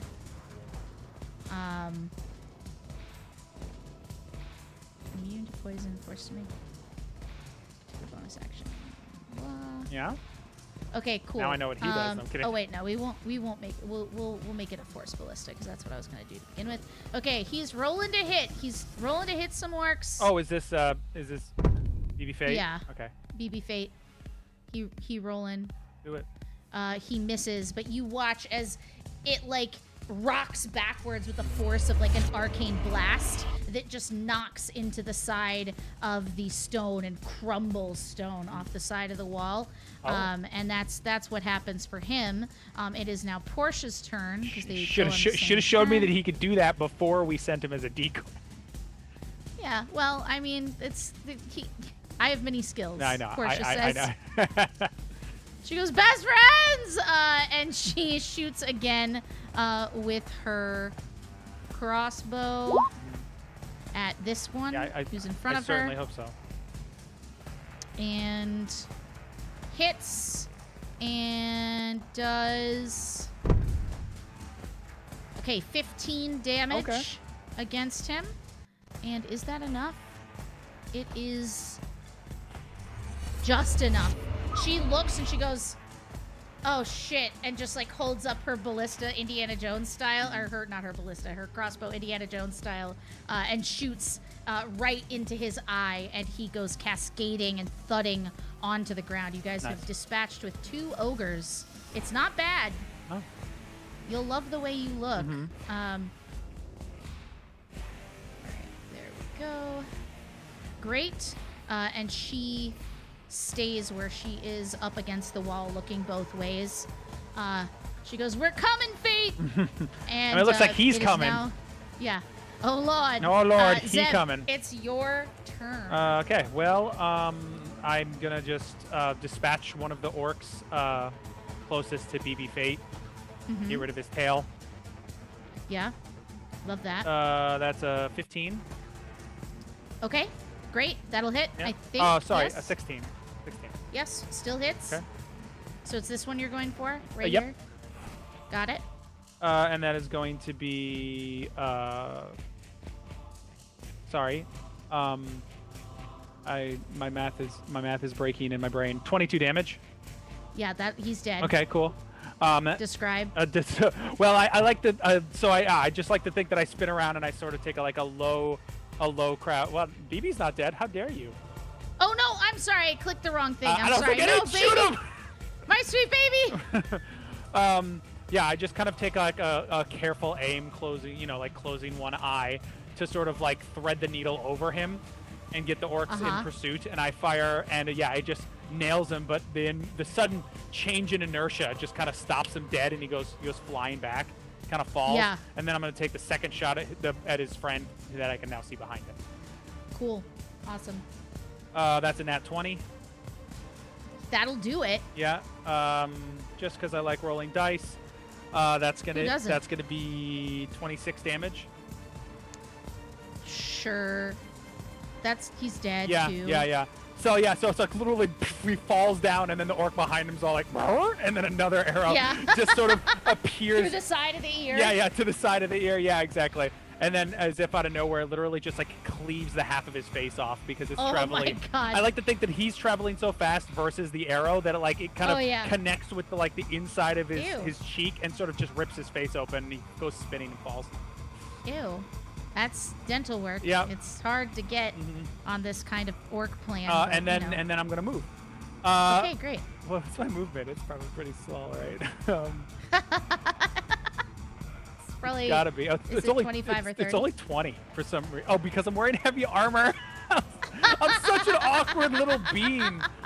Oh my God. Oh my God. This fighter life is. Okay, I'm such a bean. Okay, so so I go like pew pew, and then I kind of like scramble to pick all my stuff up, and like awkwardly panting, I sort of slide in between Portia's legs onto the other side and look around the wall to make sure there's no one else coming as we're kind of gonna go next, and I'm all like, best friends. I kind of give her like a reassuring slap on the ankle as I slide in between her legs. Yeah. She goes, yeah, no, this is fine. This is fine. And then another friend appears crunching down on you from above. Okay, that's fine. That's fine. That's fine. I look around the wall, best friends, and I'll go, oh. Oh. All right. Does a 2 doesn't hit you, no, I'm sure. No, it does not. So it just crashes into the wall. You guys hold over your heads as the stone just starts falling all around you. I like to think that since the angle is so awkward, the ogre leads with his maul, right? Yeah. And just sort of instead, he knows that there's something on the other side of that wall. So he's banging into the wall. Yeah, he doesn't look. He just sort of blind fires his club around the wall and hits right above my head, and then just stone crumbles down. Lose Your Own Adventure. I'm so glad you are enjoying one-on-one D&D. I think it's a lot more fun than people give it credit for. Yeah, no, sure. I'm having a blast. I'm so glad. All right, so next up, we have Ogre B, which you wouldn't know what that is, but I do. I do not know what Ogre B is, but He I know him well. to... From my time as a DM, I know Ogre B intimately. We're old friends. All right, he comes running down this way. How fast these goddamn ogres. I mean, he comes running down this way. He can't do anything because he had to sprint to get there. I just don't know ogre speed. Apparently, it's Ogre C. Oh, ogre speed's faster than I think it is. Running out here. 5. Ogres have a speed of 40. That's a lot. 10, 15, 20. They are lumbering, to be sure. 30. Okay, this one's coming around this way. Cool. And then 80. Oh wait, no, he sprinted. Then this guy is gonna calm down here. This is unfortunate. I wish we weren't against this awkward amount of no map. I know, it's very frustrating. Feel free to move. You know what? I can fix it. No, it's not. I can fix it. It's just that I need a little more breathing room. So if this happens to you in a game, guys, go ahead and just go onto the dynamic lighting layer, and then you can remove it. Now you should be able to see, right? Yeah, and I understand that. Yeah. Is this a separate building? No. This is the building in the center, so just ignore it. But use it as the squares, right? Yeah. I will. So that's how I solved that problem when needed. Okay, great. So, ogres. They've done their thing. They've done the thing. Orcs. It's time to party. These 2 orcs are dead. These orcs are of no import to me because I don't think I'm capable of not one-shotting them. Yeah, well, there are plenty of orcs, and you know what? I'm gonna do my darndest, okay, to kill us both. All right, so this orc, or this guy up here is actually in here. So he's gonna take his time to go down 15 feet, 20, 30, 5, 10, 15, 20, 25, 30. So he sprints down the way this way. And then he does nothing because he can't. And then the other orcs are going to come trundling along the way. This one goes 5, 10, 15, 20, 25, 30. And let's see, how long is his javelin? Range 120 How dare you? feet at disadvantage. Okay, so he's going to take disadvantage because he's getting close to you might be the only way, but if he takes another turn, he's probably going to die. All right. 11 plus 5 is 16 to hit. Mm-hmm. Does that hit you? I mean, Ty goes to the attacker, yeah? Ty goes to the attacker. Then yes. You know what? He's probably going to hit BB-8 anyways, because BB-8's right there. Yeah, I'm a little weirded out. But he's a like, also, like, not for nothing, I'm pretty sure he can't see me past Portia anyway. Totally. I was just looking down in a way that is not helpful. Okay, so he rips around the corner. He fires at BB-8. And I'm just not even trying to disguise my references at this point. And hits for 9 damn. And Portia goes, Fate! And he is not quite dead, I don't believe. Oh my god. Squishy boy? He is... Yeah, he's okay. He's fine. He's fine. There's just the one living orc up there, yeah? Yes. Okay.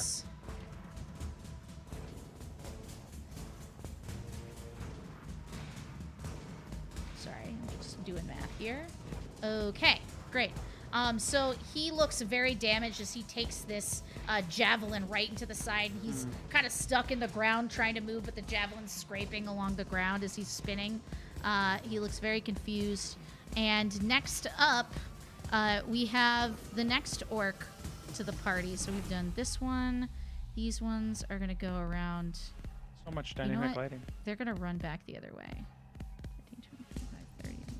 Yeah? 30. You know, when we picked this wall to sneak around, I didn't think it would be my home. I didn't think I would live here forever. That does happen in combat. It really does, like, yeah. You're like, wow, what a dynamic map. Yeah, I will stand in one place and shoot arrows. But I mean, I'm getting flanked. I mean, it's not 35, like... 10, 15, 20, 25, 30. Oh, look at that guy. Oh, hi. How's it going? Cool. So they're coming, but they're not quite fast enough. And it is now BB-8's turn. He is going to shoot a force ballista shot. Oh yeah. Yeah? You do a shoot boink with an at 20. It was an at 20 actually. Nice. I mean, yeah. He turns towards this guy that just shot at him. His head opens like a flower, and a little like blaster comes out. I thought you meant the orcs, and I was like, man, my descriptions are gross. No. His BB Fate's head kind of ching ching ching like petals open, and a giant gun nozzle sticks out and just shoots a giant force ballista into him, and this guy crumples to the ground. And then he begins dragging this javelin behind him as he tries to move towards you guys 30 feet. Nice.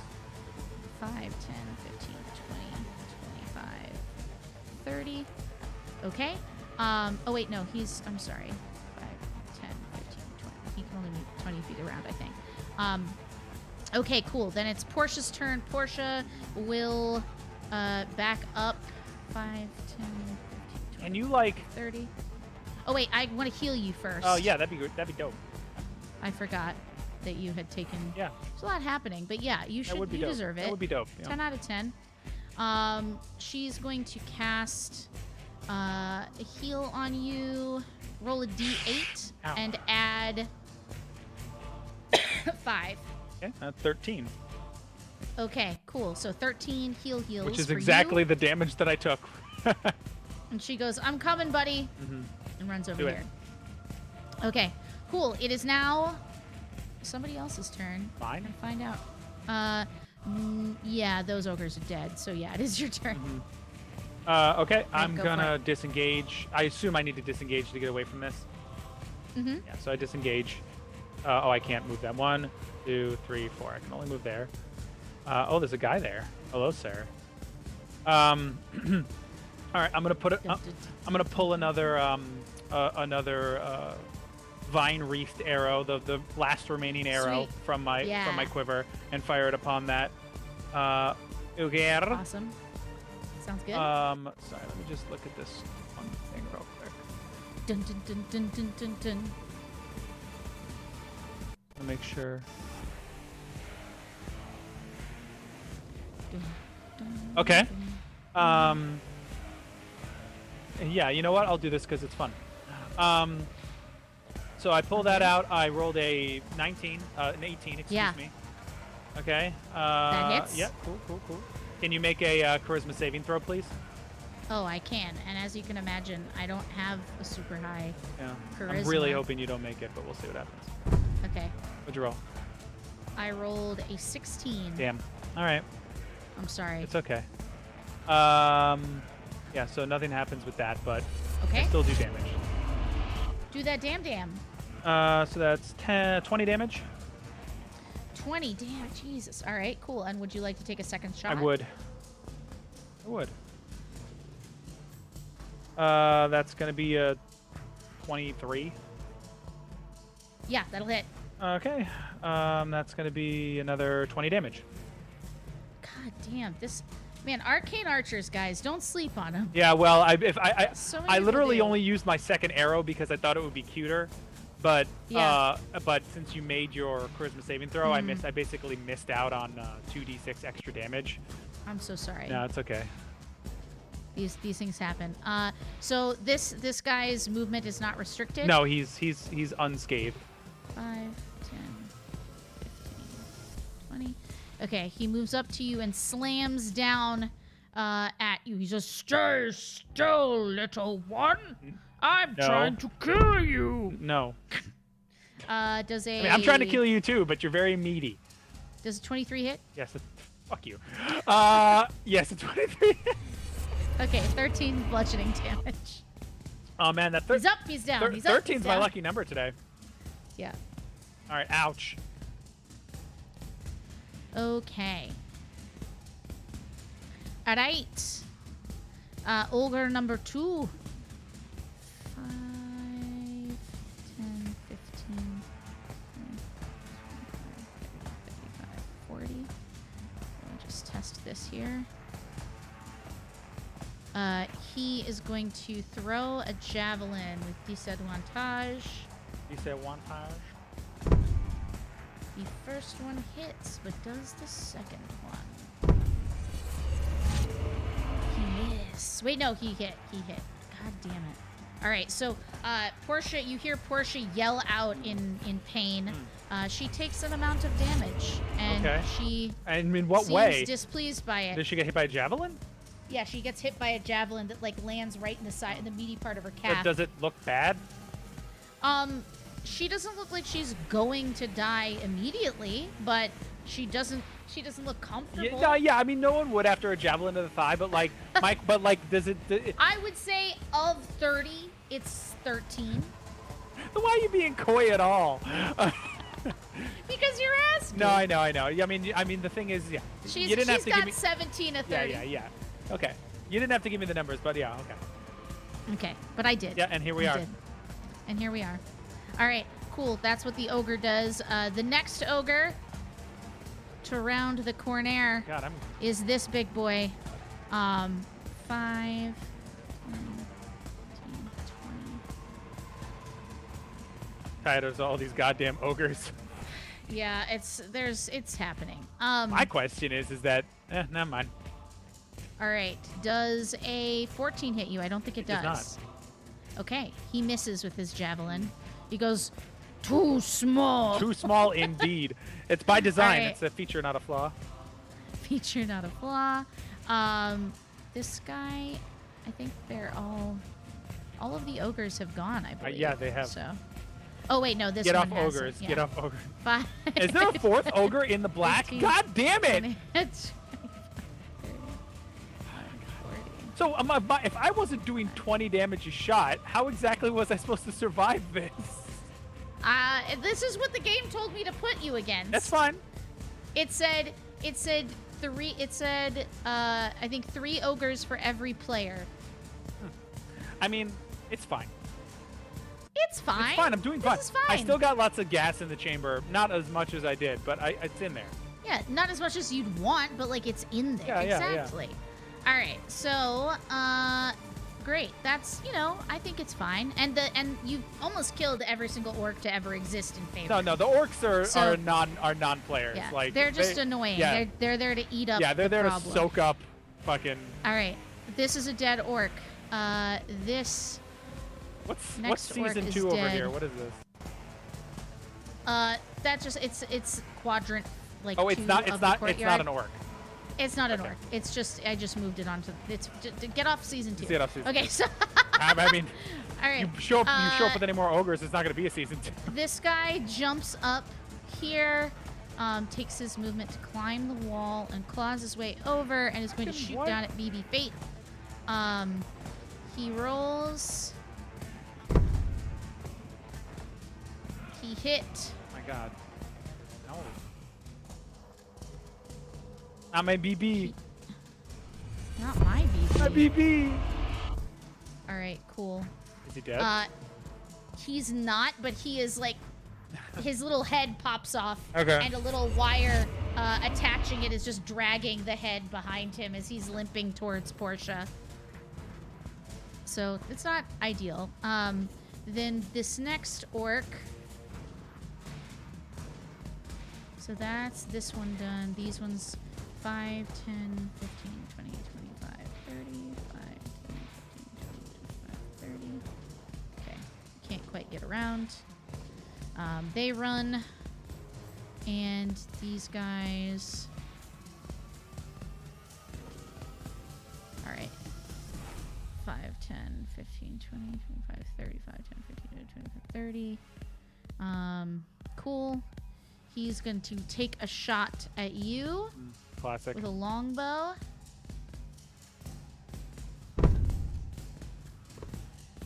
Does a 1 hit you? No.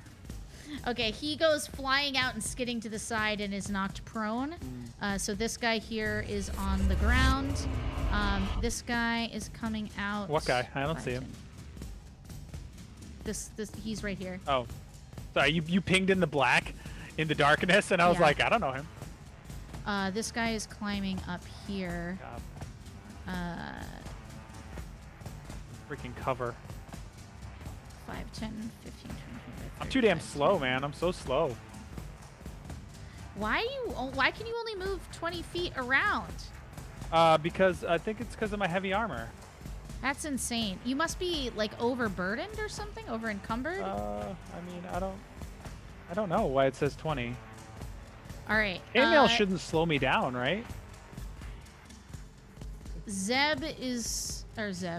Chainmail wouldn't slow you down. No, it would be. Are goblins just Probably- 20 feet? No, they're not. That's not a thing. Yeah. So why is mine? They'd be 25 feet. Yeah. So my guess is that you're over encumbered if you look at your encumbrance. Oh, you know what it is? But I'm not over encumbered because it's all. No, it says under encumbered. Okay, well then I don't know. You should be able to move 25 feet. I don't know why you can't. Well, we're just gonna say I can. Okay, sounds good. How about that? Yeah. All right. Cool. This guy hits. This ogre is hit, or no, this orc will say is hit, and takes. Oh shit! All right. This ogre dies, or this orc dies rather, From what? on the roof. From BB? From BB. Yeah, BB.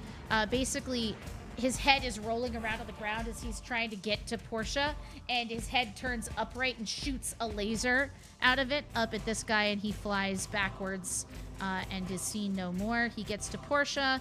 Portia uses a bonus action to heal him, and I will deal with that while you take your turn. And Portia uses an action to attempt something of great help. Sorry. We're gonna hope. I think that's why I don't meet the strength requirements for chainmail. I don't know why I'm wearing it. Huh. That's why I think that's why my strength is 20 feet. I mean, my movement is 20 feet. Oh, interesting. Well, Because I bet you're wondering how we got here. yeah, I don't know why I did that.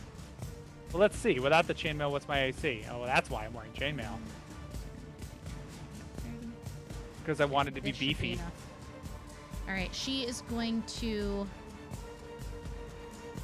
Am I do am I this? am I taking my turn? Oh no, Portia's going. No, it's Portia's going. Sorry. Yeah, so I don't know what. No. She's going to come up here, and she's going to thunder wave this guy to try and get him away from you. That's what she's going to do. Nice. All right. That'd be great. So she is thunder waving, yo-ho, kind of towards the wall, so the wall shakes with the force of the thunder wave, so that she doesn't hit you. That'd be great. And he fails Nice. his save Good. and takes... Fuck. It's just not great damage, but it is what it is. 6 damage. And is pushed back 5, 10 feet. So he is not on you anymore. And he takes some damage. It is now your turn. How's he looking? He is very close to the door of death. Some would say less than 20 close. Yeah, some would say that. Greater than 10 and less than 20, I'll say. Okay, fine. I'll fucking waste a shot on him. Whatever, dude. Okay. I'm also sad because no one's in melee with any of these guys, so like my sneak attack just doesn't matter. I know. I'm sorry. This is No. I didn't. No, it's I okay. kind of didn't remember that you were a rogue, so I should have sent somebody else with you. and It's I'm fine. sorry. I like Portia, so I'm okay with it. Portia's cool. All right, I'll I shoot like him. her. I'm gonna shoot him. Okay. Shoot. That's a 16. Okay. 16 hits. And I do 24 damage. 24 damage. How do you want to describe another kill that you have made? Right on top of the first ogre you killed. Yeah, right. So she blasts. Let's say that she blasts him backwards. This is gross, Yeah. but it's literally the first thing that came into my I mind. love it. She blasts Tell him me. backwards, and so he trips over the corpse of his friend. And as he tumbles backwards, my arrow lands somewhere in his nether regions, severing his Okay. vital And that's- vital arteries, and he Great. bleeds out. Great. That's Yep. you know what? Yep. I'm proud of you. Yeah. It's creative. Yeah. It's gross, but it's creative. All right. I'm gonna shoot the orc behind the Sure. ogre. This one. This guy. Love it. And that is a nat 20. Yes. So It's a shame he didn't shoot the orc. I know it really Or is. the ogre. It really is. That is 25 damage. Okay. 25 damage will kill him. So okay, he's dead. Yeah, he's very dead. Sorry, I was like, let me just. I like that. Like since the ogre's in front of him, I would say that since I'm so low to the ground, I thread the needle in between the ogre's legs. Oh yeah, and- because he's like hiding behind the ogre and it just catches him. And Miyazaki style, the arrow is traveling so fast that it hits him in the calf and rips his leg off. Yeah. And he goes tumbling man. and then I hate that. falls down. Yeah. Yeah. She just keeps looking between her crossbow and your giant. You're like, she's like, was it like that before I made it a +1 weapon? Like, was this always how it was? Yeah. He's like, yeah, that, a little better. That's how I do it. And I'm going to blow action surge to shoot the last orc that's in the back. Okay, great. This guy over here. Love that. And that is a 14. 14 hits. Nice. And that is 8 plus 22. Yes. Dead. So Yeah. It's good. Solid work all around. Yeah. I I am noticeably winded. Actually, you know what? I haven't moved or any of that thing of that sort yet. So I'm going to move and Love that. interpose myself between. Oh man, because that guy's gonna come up and I don't like it. It's whatever. I'm gonna move here. No, you know what? I'm actually gonna go over here by her, so I can get some. You're like, make a choice. Choose between us this Sorry. day. I'm just gonna go over here by her so I can get some heals. Love it. I literally crawl to her in my oversized And you're like, chainmail. please. Grasping at her, I go, please. Best friend. Yeah. The thing is that not really because I'm fine, but it's more that I'm complete like the action surge and everything. It's just like I'm like sweating profusely, like I'm clearly putting my all into it. What can I interest you in a great club? What from an ogre? Yeah. Oh yeah, perhaps. Does a 13 hit you? It does not. Well, fine. So the ogre comes and it slams just as you slide out of that square and towards Portia, Hell. and she pulls you towards her in the moment. Yeah. Hell. Just like, watch out. Yeah, watch out. I mean, hell, we could even say with a 13 that like my armor actually covers some of the blow, you know? Yeah, But, like, absolutely. Yeah, that like he gets my leg, but the chainmail runs to my ankles. I think that's important. it's just I want to say that it's probably just dropping down the entire time. Yeah. All right, Yeah. great. He's wearing So oversized that's that children's ogre. clothes. This one is cool. Just enough room. Yeah, you make an excellent point. He's Lose gonna your own get- adventure. This character is very much a goblin-sized ballista. Yeah. I'm Let's not see if even. he I'm can not even smash. using my heavy crossbow. Like, I'm not because it's easier to hit with the +1 longbow. Okay, just as BB Fate was put back together, smash from the javelin, or not from the javelin, from the great club of this ogre, and he goes, Oh, poor boy. just like that. A poor boy. Yeah, we don't love it. It's not great.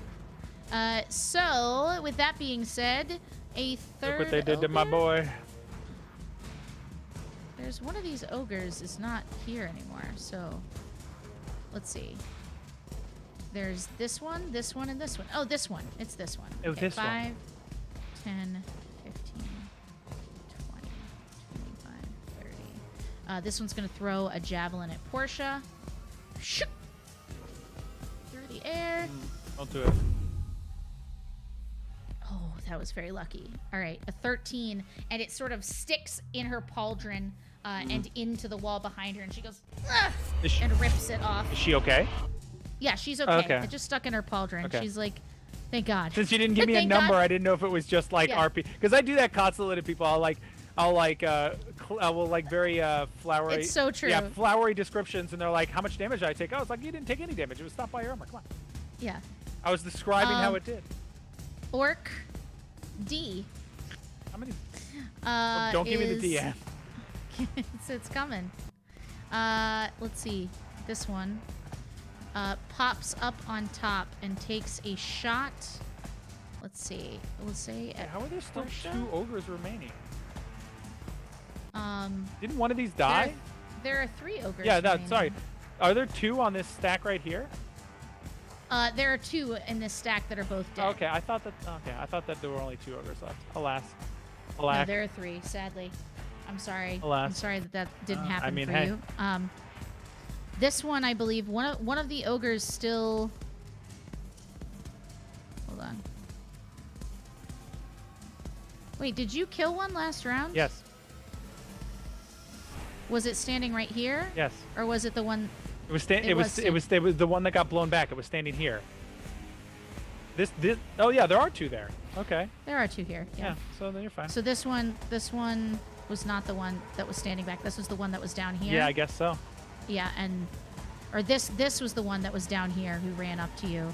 This one ran from over here out into the open. Okay, sorry. I've killed so many ogres, myself. you know, like I just can't remember the all I running can't. together. Yeah, I can't. Yeah. They all run together. It's hard to keep track. Okay. All right. So now that I'm back on my bullshit, cool. This orc is going to take a look down the sights of its bow and attempt to shoot at Portia. As he does that, I'm just like looking up at Portia, and I was just like, "You got any Miss. run out of gas here? You got any fancy stuff up your sleeve? She's like, I'm thinking about it. Okay. If you got any big guns, now's the time. I'm thinking about it. Any more of those thunder waves? Yeah, she's got a thunder wave. But it would be nicer if these 2 were closer together. So she says, "You think you can hold out?" Yeah, I'm fine. Okay, this one is going to take its movement to go up top here, so you can see. Oh, that one's dead. It is. Oh, then maybe. Oh, it's this one. Okay. So these climb the wall up here. And they have to. 2 targets. Can you see them up there? I can. Okay, great. So they have to basically dash in order to get up there, so they don't have a round this round. They never will again. That's the hope and the dream. Yeah, they're... I don't know why. Maybe I just didn't... Okay, it's fine. I was like, why are all these orcs still on the page? It's fine. We can see how many there are left because we can see there aren't any left. All right, let me make sure that this looks good on the stream. There we go. All right, Portia is looking out in the direction of her sweet boy, who is going to look up at this, and he is going to do the smart thing, which is to disengage. 5, 10. You know what?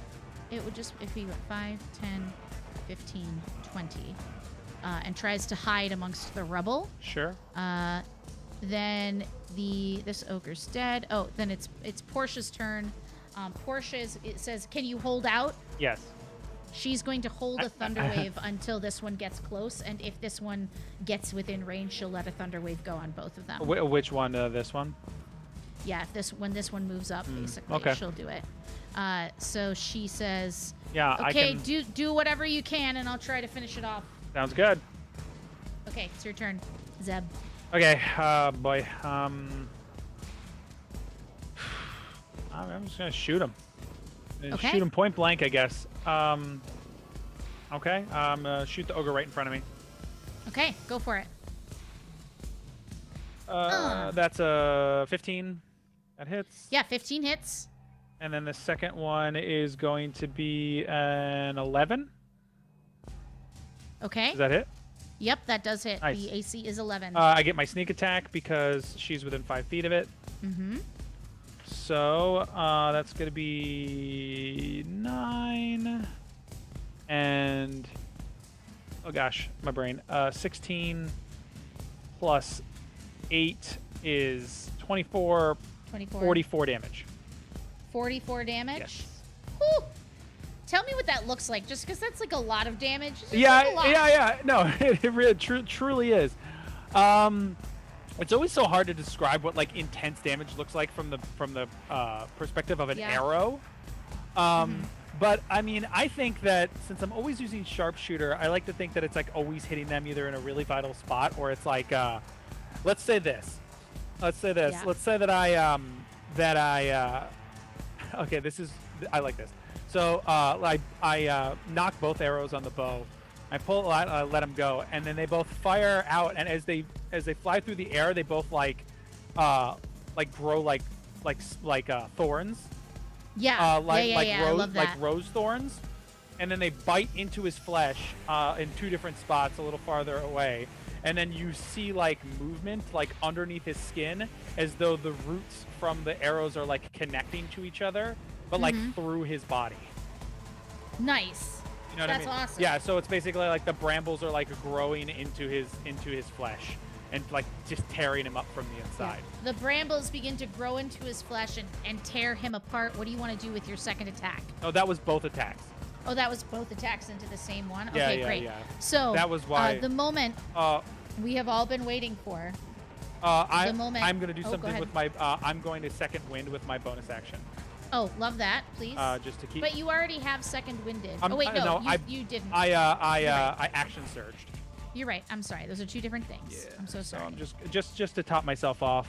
Yeah, top it off. I'm 9 health back. Top of the morning to ya. All right. 9 back. So Portia has been sitting there coalescing. You see like a tiny thundercloud kind of gathering between.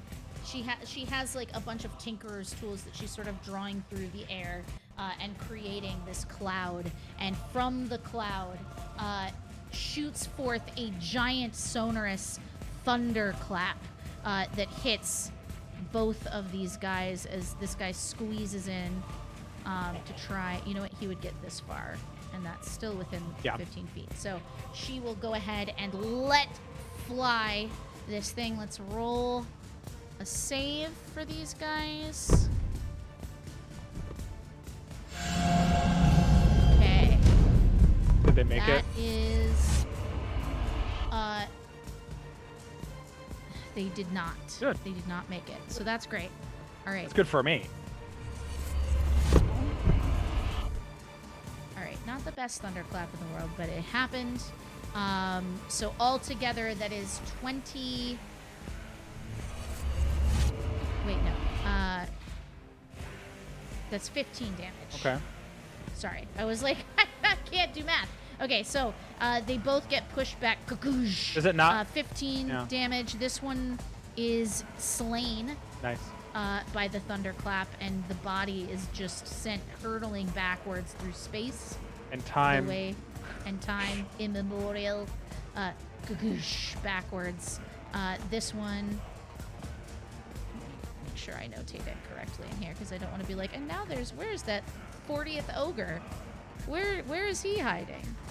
All right, damage, and then this goes 10 backwards. I'm not tracking ammo. Lose your own adventure, but my quiver holds 60 arrows. Yeah, he's got enough. Strange, thank you so much for that sub. I really appreciate that. I'm so glad you're here. Awesome. So for those who are paying attention at home, Zeb is built entirely off of the quiver of Ilona. Yeah. All right. So this ogre is going to see if it can see the little droid that attempted to hide from it. It cannot. I forgot. He looks at Portia, and it's just all like, okay, so like, best friends. Yeah. Okay. How many more? Wait, but real quick before I like lean into this whole best friends thing. Like, how many more of those do you have on you? That's a great question.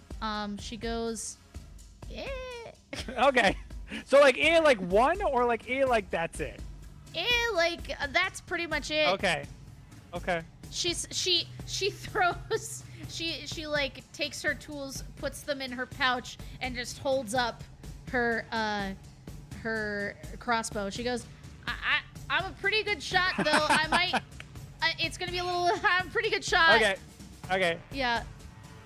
She also is a sharpshooter, but wasn't using it because she does. I'm scared of using sharpshooter, but now you're making me think I should use it all the time. So, all right. This guy here throws a javelin at you. Well, The thing is that when you have +9 to hit, like, and you're fighting things that have such low AC, like, there's no reason to not use it every time. Well, and it's true. Let me just like throw it out there.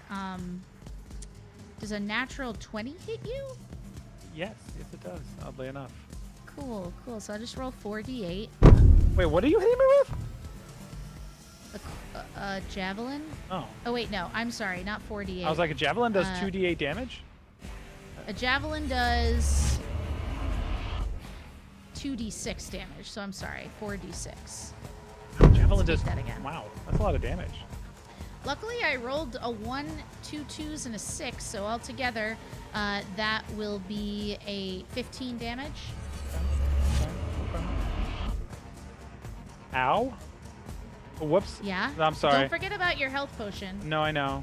Don't forget you have it, just like as a. You just said 15. You said 15. Yeah. You up? Yeah, I'm still alive. Yeah, I'm kicking. Sanka, you up? You dead? Yeah. No, Mom. No, man. My egg. My lucky egg. Tough. God, I love that movie so I much. love it too. Okay. Cool. So that happened. The next ogre, the final ogre, is going to approach the bench. Or no, he will also throw a javelin, this time at Portia. Stop that. Stop. He does not hit that. a natural 20 and misses as a javelin hits the rock and clatters down around her. I mean, I can only imagine how fast a javelin thrown by an ogre would be traveling. Oh, God, it would be terrible. Like, it's literally like a rocket, like an actual rocket. So this orc is rolling, and he hits Portia. Remember me as I was. Listen, I support the fact that Frodo survived being stabbed by that cave troll because he's wearing mithrils. Spoilers for Fellowship of the Ring, I guess. But like, even if the thing didn't stab through the mithril, what if it crushed all of his ribs? Like, if he's a fine paste encased in mithril, he's still dead. It's true. It's true. Anyway. All right. So, a javelin soars down from the top at her, and she takes 5 damage. Okay, that's a manageable amount of damage. It's fine. It's fine. You said remember me as I was, and I was like, if she goes down, I'm not entirely sure I can kill these ogres fast enough.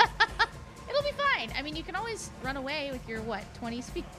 Yeah, well, I just wiggle out of my armor. You're just like, fuck like this! a child, I just wiggle out of my sweater and run away. Naked. All right, cool.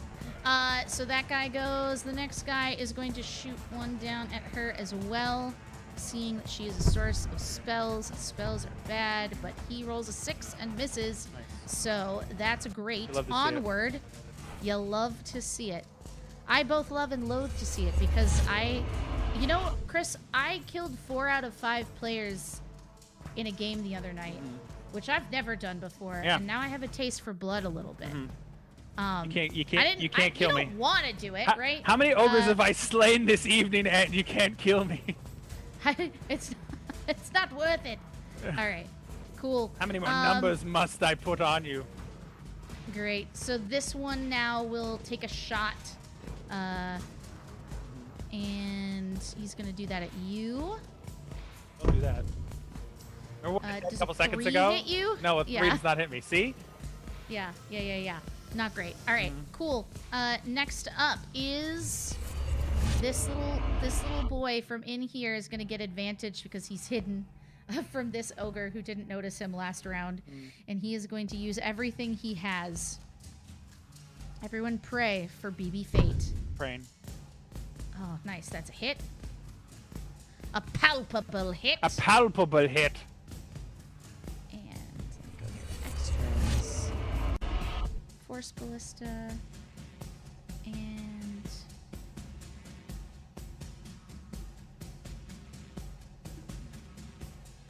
let me see it. 18. Alright. Awesome. Oh, you know what? Fuck this. Okay.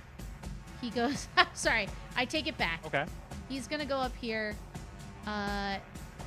This ogre is going to roll a dexterity saving throw at disadvantage because he didn't see him. I'm so sad that we basically didn't get to play on your map at all, and we're just like fighting all these ogres in the open. It would have been cool to It's totally fine run around in this building and shit, but... Yeah, it's fine. It's okay. This is fine. Yeah. This happens. All right, so he... oh, yes, natural 1! So he doesn't see this little guy, and he goes, I love you, and then explodes and detonates for 3d6. God. Nice. Because he was on death's door anyways. Oh, yeah! Okay, that's a 6, a 5, and another 6. Nice. You'll love to see it. You do. Cool, so that's 17 damage, right? Just... so I know. I was like, help me with math. I'm scared, is what I'm saying to you. All right, let me go over here to this ogre. 17. Cool. All right, so that's his turn. It is Portia's turn. She is going to do as you requested. Turn on the one that BB-8 detonated. Or no, you already were hitting one. You know what? This one has damage on it, and now this one has damage on it. Yeah, and you know what? The one this one took 15 damage. This one took 17 damage. Yeah, so she's going to roll against the one that took 17 damage. Natural 20. That is feels good. That's good. When you kill yourself. I mean, who can say, right? Yeah. All right, so we've got... she's still concentrating on the extra d6. So we've got the 1d10 plus 2, right? So that's 11 plus 10 for sharpshooter. So that's 21 plus a d6. So 24 damage altogether. You know what? She's like, oh, yeah, you know what? You were right about that. I should have just waited for the right moment. Yeah. It's got to think about it real hard. Yeah. So it claps out with a, like, vein of lightning that wraps itself around the ogre's neck momentarily. Nice. Cool. My hands are shaking because I'm scared. I'm scared of my own encounter. I was about to say. That's where we're. Why are you afraid? Okay, cool. Next up is Zeb. So, I guess I'm just gonna kill these 2 orcs, right? Seems like a good use of my time. Yeah, go for it. Or should I kill the ogre? What do you think, Portia? What do I think, Portia? Portia feels. No, yeah. Portia says, "Whatever you can kill, get it out of the picture." Okay. You know what? Because it's nice not to have to worry about things anymore. All right, we're gonna make. This Wait, guy dead. didn't Portia kill this guy? She did not kill that guy. She did 24 damage to this one up here. Oh, she shot that one. Yeah. Okay, I'll shoot. I'm also I'll shoot that one too. Okay. With my first shot. Yeah, by all means. He's looking rough, Yeah, so it's a good 12? idea. 12 to hit will hit. Oh, BB. Can you do enough damage though to slay the ogre? Strange Dos, this is the Shrine of Savras. Excuse me, from the Essentials kit. Sorry, I'm just double checking. I've been doing my math right this whole night. Yeah, it is 4. Okay. 21 damage. 21 damage. How do you want to explain how you remove this thing from existence? What do you have to say for yourself? I was just gonna say, I must avenge our BB. And I Best friend. Best friend. But I'm gonna say that I fire it with such accuracy that wherever her previous arrow hit, oh, it was lightning, wasn't it? Yeah, she hit it with Okay, lightning. well, no, her lightning is like strangling it, so I'm just gonna say I Yeah. fire the arrow, just like hit him right in the throat. So Nice. like it becomes a conductive, the arrowhead becomes a conductive force. It just I love zaps that. his head until it's Yeah. just smoke and charred Goo. flesh. Love that. Yeah. She goes, huh, Hup. nice. Nice. Okay, sweet. I got. What do you want to do for your I second shot? got one more shot, so I'm gonna take out one Yeah. of the ogre, one of the Don't throw one it of the away. orcs. Yeah, do it. Which one? Uh, You got this one. Can I offer you one of 3? Yeah, no. 1, 2, or 3. Sadly, 13. A 13. I have to check.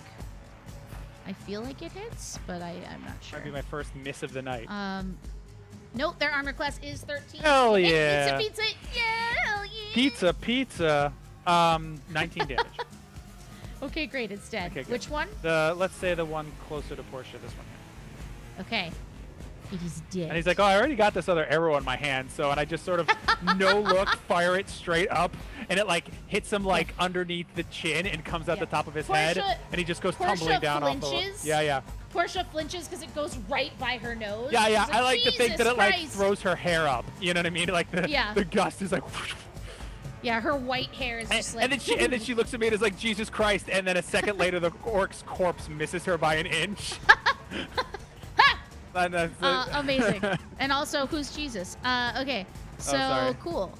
No, I said Jesus Christ. I was the one who brought him into this hallowed hall. Who's his analog in the pantheon of D&D gods? It's true. Okay, this ogre is going to run and barrel into Portia. Don't do that. Yeah. Yeah.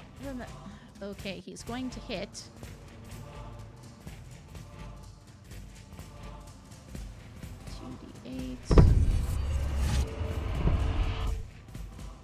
Great. So 10 damage for Portia.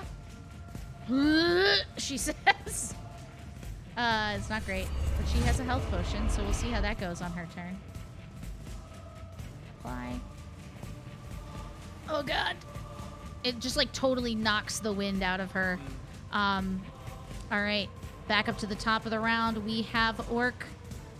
This one. It didn't cause damage to her. Oh, it did cause damage to her. She is on death's door. Oh. And by death's door, I mean unconsciousness door. Yeah. This one sees that good shot and attempts. Sees that good. Sees that good. and he's like, it's time to throw a javelin down at my foe, but he only rolls a 10 to hit her, and she's got an AC of 16. Okay, I think we all know how that went. So he misses. All right, the second orc down here is going to jump off the wall and attempt to get a sight line past all of these ogre corpses. Yeah, he's going to throw a javelin. Listen, I'm not saying at you with disadvantage. That these orcs are foolhardy, but I'm saying if I saw a single goblin kill 7 ogres. Yeah, you know what? He's just going to like try and run. Like, if I saw a single goblin with a bow kill 7 ogres. Yeah, he sees you, and he's like, you know what? Bye. And not a single orc has survived more than a single arrow touching their body. Towards the woods. Yeah. Be gone. Because you're right. That's crazy. Be gone, filth. I got lost in the sauce. Yeah, I mean, orcs recognize strength, you know, first and foremost. Yeah. And I'm put a little bit of pepper behind my swing. All right. It's time for Portia. She is going to. Man, this thing's right up on you guys, huh? It's unfortunate. Mm-hmm. For him, yeah. You can take an action to summon a medium turret. She's already done that. Or no, she did that last long rest, I guess. So she could do it again. She could just summon another turret. You could be summoning turrets this whole time. You can only have one. Where's the other one? He just died. Oh, that's a turret. Okay. Yeah. I was like, how dare you? Yeah, she could do that. She's gonna use her action to. No, you know what? She'll take out her wands and just firebolt. They've been firebolting this whole time. Oh my God, Chris, please. Or I could, yeah. I think that's what I'm gonna do. Okay, cool. She takes out her wands, slams them across like drumsticks, 5, 6, 7, 8, and attempts to roll a ranged spell attack. Nice. Can she do it at disadvantage? Because he's right there. Still hits. All right, firebolt. Yeah. All right, 2 damage. Yeah, boy. Wow. After all that. Mm-hmm. But it's fine. It's fine, right? It's fine. She goes, oh, fuck. As it just sort of like harmlessly puffs out on his chest. Yeah. And he goes, stares her down. And now it's your turn. Surrounded by the corpses of all of his friends. I disengage. Yeah. Over here. And I light him up. Oh, I'm sorry. She's going to take a bonus action to drink her potion. Oh, I allow drinking potions as a bonus action. Yeah. Because drinking them as if you're feeding it to somebody else, it takes a full action. But if it's yourself, yeah, 100%. Go ahead. I shoot that orc. I mean that ogre. Okay. That's a 22. I don't know what his health is like. Yeah, that hits. Yeah. I don't know what his health is like, so he's looking good. 20 damage. 20 damage. Great. He's still good. Yeah, he's still up. Okay, another one. It's a 20. I know. Don't forget your sneak attack. Oh yeah. I'll roll that this time because I hit with my second attack, so it's fine. Yeah. Because it was 20. And then we got 13, 17, 27 damage. Okay, it's dead. Yes. It's very dead. Very good. So dead. What? So she throws the firebolt at him, and it hits his chest, and it goes, whew, and then he just looks at it and goes, and he starts to laugh, and before he can get the laugh out, an arrow lands in that exact spot. and then he coughs up some blood, and then another arrow splits that arrow in the exact same spot again, and he just goes down. Yeah. No, it's excellent. Yeah. At this point, this guy sees the last ogre fall and is like, you know what? Bye. Yeah, bye. Yeah, I knock an arrow and just aim it at his face and just let him run. Yeah. So basically, the last of the ogres disappears into death. Into the realms of death. Their souls disappear from their mortal coils. And you guys... Hold on. Try to... There we go. Great. You are left here. You know what? Let's go back to Arabesque. It's better. So you guys are left as the corpses of your foes litter the battlefield. You are able to look around and make your way inside these walls. Now, Chris, do you need a quick bathroom break before we enter the shrine? I would love that. Yeah, that'd be great. Okay, so guys, we're going to take a quick bathroom break. We'll be back in like 5 minutes. Go get yourself a cup of water. I'm going to drink a water, and then we'll be right back to finish out this little adventure with you guys. All right, see you in a second. What's up, baby bards? I'm Ann Richmond, aka Hearthsinger, the head bard in charge around these here parts, and you've made it. You've made it here to Hearthsinger Games. Here on this channel, I make tabletop RPG-focused videos and product reviews. I give my tips for running and playing games like Dungeons & Dragons and Starfinder, and of course, I tell a few stories from my own adventures at the table. Like you've been crying a lot is definitely the look for Strahd. And if you stick around long enough, you might hear me burst into song. And don't you dare look away. 'Cause I need you to know I'm gonna go bag that Arc Fae. Atlas can rest his weary bones. Up where they walk, up where they run, up where they stay all day in the sun, wandering free. Wish I could be part of that world. What would I give? Make that you will hear me burst into song. You might also recognize me from over on Twitch, where I embrace the spirit of adventure. Okay. You know who's not gonna go first? The wizard. Oh God! Terror. The little like thing sticking. Oh my God! There is this lucid right there. Oh God. Oh, where do I go? Where do I go? Where do I go? Oh, God! This is fine. This is fine. This is fine. And aren't you supposed to, like, you know what? And shit?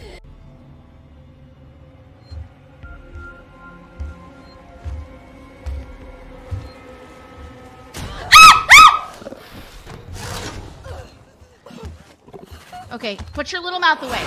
Put your little mouth away! Let the existential dread creep in. What can I say? I'm a girl who wants to decorate her fake world because she has nothing else to live for. Did I say that out loud? Away we go. And roll some dice in some tabletop RPG actual plays. Do you want to be defined as just identifying things all the time? No. How's it feel? How's it feel? Bad. You make me feel bad. I feel bad. I also like stars. Stars are Me too, says Amaruk, and she comes over and like this big wolf just shrinks down into the little like hunchy thing, like how we used to talk to kids at Ren Fair when we get down with them. He's like, me too, and it's just the biggest anime grin and sparkle eyes ever. What kind of stars do you like? Spark twirls the ends of its whiskers. Yeah. All of them. Me too. Oh my god! All in all, I spend my whole life trying to make a boatload of riveting content for you out there, the baby bards. So if any of that sounds up your alley, subscribe to my channel for weekly videos and new adventures beyond every horizon. Welcome to Hearthsinger Games, where I live my quest life.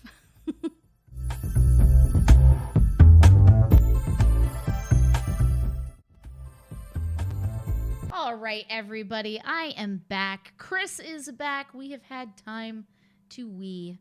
And we've had time to slay. We've slayed so much. We have. Welcome back. We're going to finish out the rest of this one-on-one D&D adventure. And thank you guys so much for coming and hanging out tonight. If you're interested, please, by all means, go ahead and give us a follow on the channel or subscribe if you're watching on YouTube. Even liking if you're watching on YouTube is really, really helpful because it'll show it to more people on their Discover page. And if you are watching on Twitch, go ahead and head over to YouTube and give it a subscribe because I put out new videos every single week with the TTRPG focus. All right, let us get back into it. So you find yourselves on the smoldering battlefield at this point with just you have rained down arrows and Quite a few. lightning and fire in rapid succession. And a breathless Portia is sitting gathering parts from the rubble of her exploded turret Fate. And she says, man, I don't think I've ever seen anyone fight like that before. Yeah. Just with a lot of very well-placed arrows. Yeah, I mean, I've seen rangers. I've seen people fight with a bow and arrow, but I've never seen someone shoot so many shots at once. I mean, it was listen, I don't want to lay it on too thick, but I'm a fan. Yeah. Yeah, I mean, I wish I could take all the credit, but it's mostly this thing. I just kind of am a conduit of its energies, and I'm still trying to figure it out. I think that there's still some secrets to unlock, but Your quiver? yeah. So the clothes do make the man. I mean, as an artificer. Well, once again, I'm not entirely sure. I mean, I'm going to take a little credit, that I'm you got your wands and your little guy. Oh yeah. Totally. It's all about the tools and what we do with them, No, I mean, I totally agree. I know lots of idiots in school who thought they were going to be the next hero the world had been waiting for, but most of them are still back in Candlekeep or deep, deep underground. But hey, speaking of secrets, let's check out. I mean, there can't be more of these guys inside, right? I mean, if there Should are, we rest? Do you want to take? I still got at least 47 more arrows. Are you okay? Because I don't have any more. No, I mean, I still got the one that you gave me. I haven't used that yet. But I'm feeling okay. So do we need to sit here for an hour? I mean, I would certainly have a meal. I mean, I would certainly be more capable if we took 5, but it's not overtly necessary. But yeah, but I mean, let's just take like a quick. Okay. Because I'm not feeling great. Just to be clear. Oh, okay. It's not really you, it's me. Okay. But I appreciate you trying to like deflect like that, Yeah, I mean, you make me feel a little inadequate in some ways. I'm not gonna lie. You're out here taking down orcs and ogres in single fell swoops, and yeah, I mean, I kind of got a little bit more going at the end, got the juice flowing, but it's just, yeah, I'm impressed. I feel like I could learn a lot from you. Yeah, well, I mean, you clearly have the makings of something great here. Yeah. But can I offer you some jerky and friendship forever? I would love some jerky. Do you want this as he kind of like solemnly walks over and scoops up the remains of BB Fate? Yeah, kind of raises them up to her. Yeah. You guys kind of sit there, you gather them together, and you watch as she takes her tinkerer's tools and she begins to use them to sort of prop them up. You realize there's some sort of magical force that is kind of allowing her to puzzle these pieces back together. And when things are lost or beyond repair, she sort of swishes the tools back and forth in front of them, and something else is created of nothing, and out of nowhere you see Fate sitting there on the field again. Oh, hey. All right. This time not quite so banged up as he was before. See, so Yeah. not that bad. Yeah, and he sort of like little lights on the side are beginning to like amp back up again. By the end of the short rest that you guys take to regain anything you need to regain on a short rest, his lights are all the way back up again, and he's charged to full, and is ready for adventuring. Once more. And here, You blew yourself up and you're still fine. So clearly, it's not that big a deal. But, yeah. Oh, I gotta check something real quick. So as we're sort of taking 5, Yeah. I want to crawl around all over the, searching the corpses, and I want to see if I can find, like a distinguishing like clan mark on the orcs and ogres. Sure. Yeah, absolutely. Go ahead and roll an investigation check. Well, I mean, we're here for an hour. Can I just say I took 20 on it? Sure. Yeah, why not? So just to be clear, if you're short resting, you can't also be doing other stuff. Oh, I right? guess so. Yeah. But you can still take an hour and like nothing is an hour and 20 is an hour and 20. It's fine, right? So you take some time, you look around. The sun is past, like it's about to go down. The sun is about to set, and you are able to find that the interesting thing is that the ogres seem to have different markings, and like some of them have paint, like war paint on their skin. All the ogres seem to be from the same place, and the orcs seem to be from 2 to 3 separate places. So they all seem to have come here together seeking shelter from the dragon, is your best surmise. Okay. Okay. Do any of them seem to have like any sort of paraphernalia on them that marks them as like a higher rank than the rest? Sure. There's one that you find over here that was definitely like some sort of watchman. He has some sort of he has like tattoos and markings on him that make you think. I mean, how much do you know about orc history, I guess, is my question. I mean, just to let you know what I'm getting at is I basically just wanted to take a trophy from one of the higher ranking like clan members. Sure. So that I could use for a bargaining chip if it were to come up. Yeah, absolutely. You are able to find like a couple of them have like these beaded hair pieces woven through their forelocks. Yeah, I take that Jedi braid. Yeah, Jedi braid to the max. Cool. So time passes, you guys gain back all your relevant short resty skills, and Portia says, well, now we just have to find the treasure. I mean, how hard could that be? How hard? And she begins moving towards the inner sanctum again here. Let me undeadify BB Fate. BB. All right. He's back in action. So she sort of sends BB ahead. He scans and comes back. And she says, looks like the coast is sort of clear in here if you want to try. Yeah, let's do it. To have a look. Yeah, I just sort of confidently stride into the space. Awesome. So in here, you guys see this sanctuary.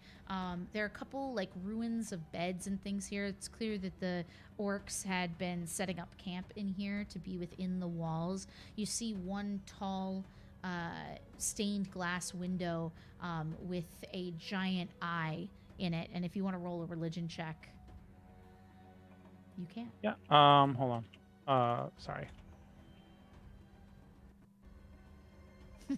Well, I can't because there's a cat on my dice.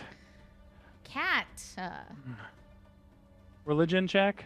Yeah. Nah. I mean, I don't even think I have anything to religion. 7. Okay, so 7 altogether. Not great. Portia comes in and has a look, and she's smart. She says, "Oh, the eyes. Yeah, there's Yeah. One of the travelers and the seekers has something that looks like that. What you see in the stained glass is an eye in what appears to be like a. What would it be, like a crystal ball? Mm-hmm. And she says, I think it's a symbol of Savras or something. I mean, that would make sense. This was a temple to him. Cool. So you guys go in there. Where do you want to head next? I guess through the only There's door a in the room. here. Yeah. Yeah. Cool. Go through the only door. Got it. Got it. Cool. Let me just wait. Oh God. Sorry. No, it's fine. I'm just trying to. There you go. Cool. Nice pillars. Cool. Yeah, there's some pillars in Yeah, here. sure. It's Look pretty at sweet. this architecture of these high this vaulted is- ceilings. It's really impressive. Yeah. So you see in it's here a still, couple more you know, windows. with, like, a lot of them. 2 of them broken, and it's still good. Yeah. Yeah. Yeah, a lot of things are broken, but things are this is probably the most together room that you've seen so far. Everything else seems to have chunks taken out of it. It has like thick stone walls, rows of crumbling pillars here support an 40-foot high vaulted ceiling. Humanoid bones litter the dusty floor, and Oh, do they now? Yeah, a 10 square foot hole in the ceiling leads upward to a belfry. Now, no rope hangs from the bell, and the bell appears to be made of copper from here. Mm-hmm. I just pointed the hole and see that. Well, there's your problem. Well, I mean, it's a belfry, right? It's the bell tower. Oh, it's not like the a hole was forced made. hole. I'm sorry. Yeah, so if you scroll over to the side and look at the top, right? Oh, like this is the I belfry see. that's on top. You know what I mean? So it's just like a bell sitting on top. But Portia looks concerned at the bones. Yeah. And she says, "Huh. Well, I guess we know what happened to the people who got stuck here." Yeah. Well, I mean, do they look like they were burned?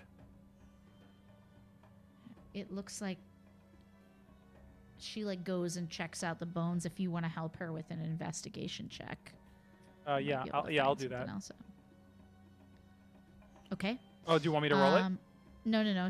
Well, I mean, what's your bonus? Do you want to roll it? You can roll it. It's probably not great. It's +2. Yeah, you might want to let her roll it. Yeah. What with the science and all.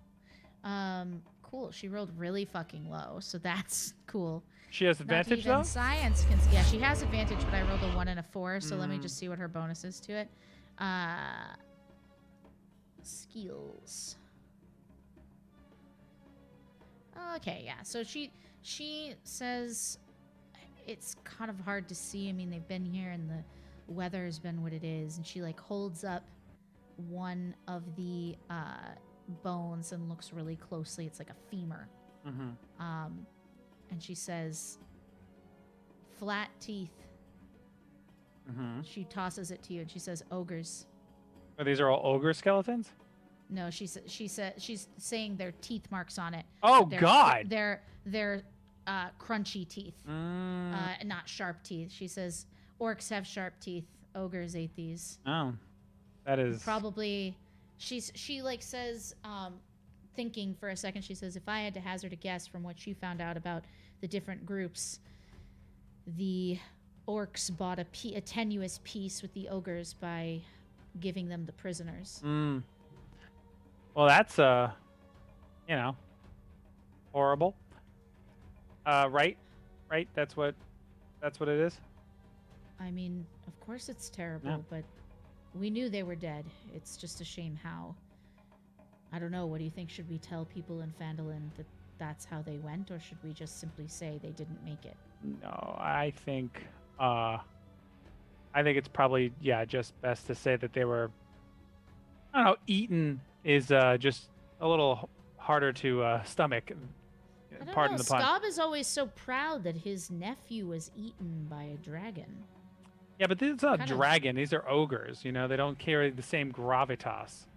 I mean, I think you're right. Like you know know, what? you I'm never happy to follow your lead here. talk about Bjorn eaten by an ogre. Yeah, it's true. Yeah. It's true. I think you're right. Yeah. Well, I guess let's look for this treasure. Yeah. Okay.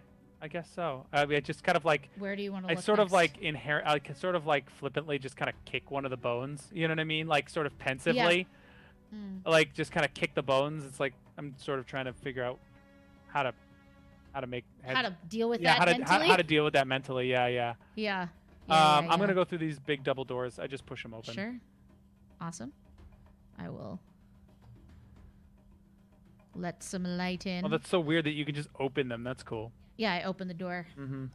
My love, open the door. Okay, but you see, in room S10. Yeah.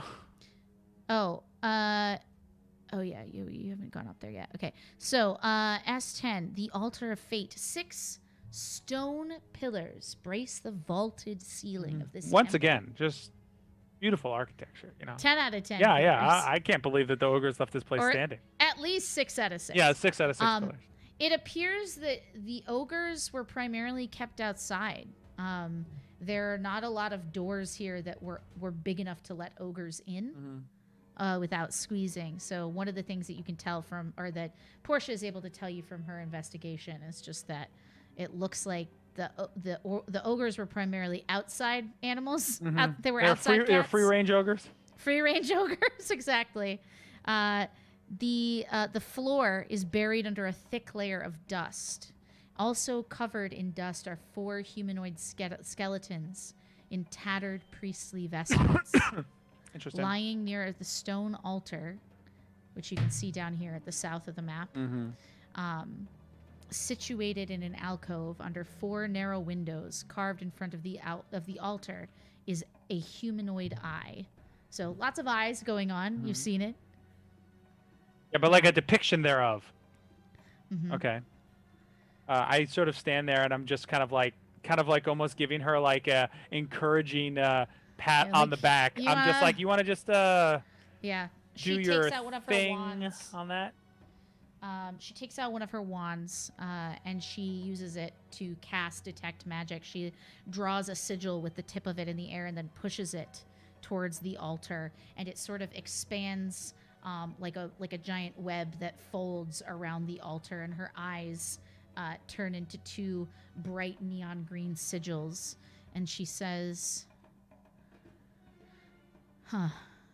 there's divination magic on the altar.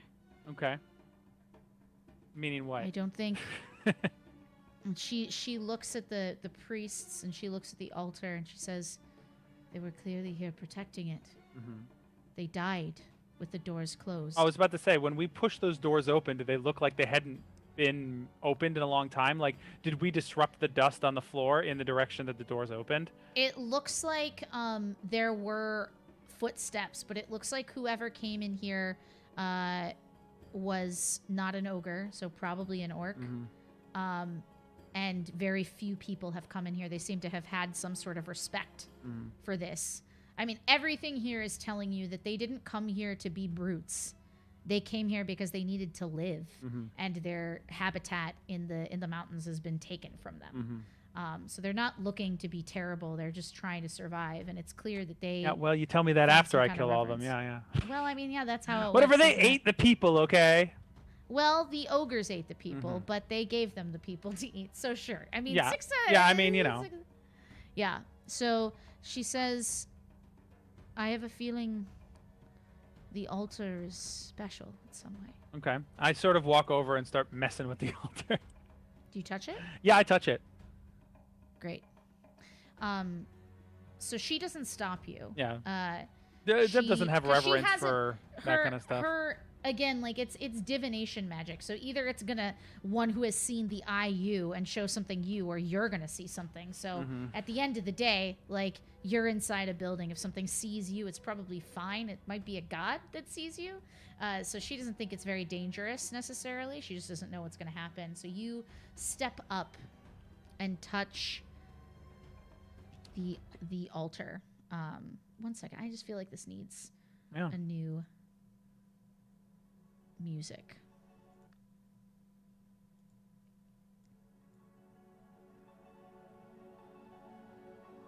You reach forward, kind of like looking to dust it off, and as soon as your fingers just graze the top of the altar, you feel like weak in the knees, like everything that is your current place leaves you, and you are rising up, up, up, up, up into the sky. You look down and you see the copper bell on top of the belfry. Then you see clouds, and then you see an expansive mountain range rising above the clouds. These southern mountains that you've been kind of seeing in the distance. And at the top of them, you float towards a giant hold made of ice. Mm-hmm.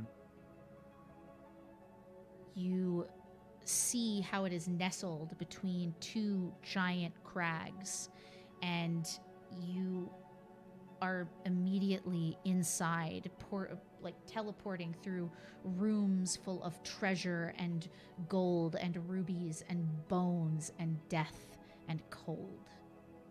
And at the center, at the very heart, you see a massive white dragon. All right. The dragon is breathing peacefully, and every time it breathes out, you see puffs of ice kind of coat the floor Yeah. where it sleeps. And you know you have seen the lair that Creovane has been building.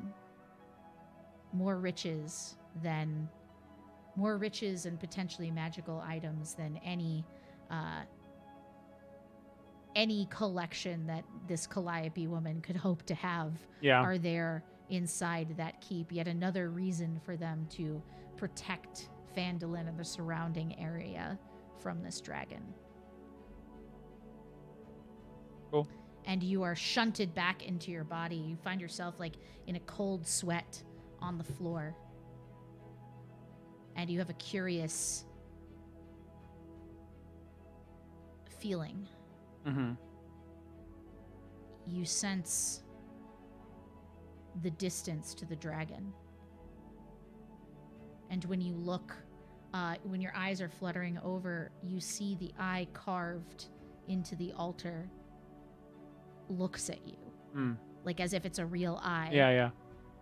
The lid shuts and blinks slowly, like the way a cat blinks at you when it likes you. And then when you blink because it can't be real, and then it's just a stone eye again. Yeah.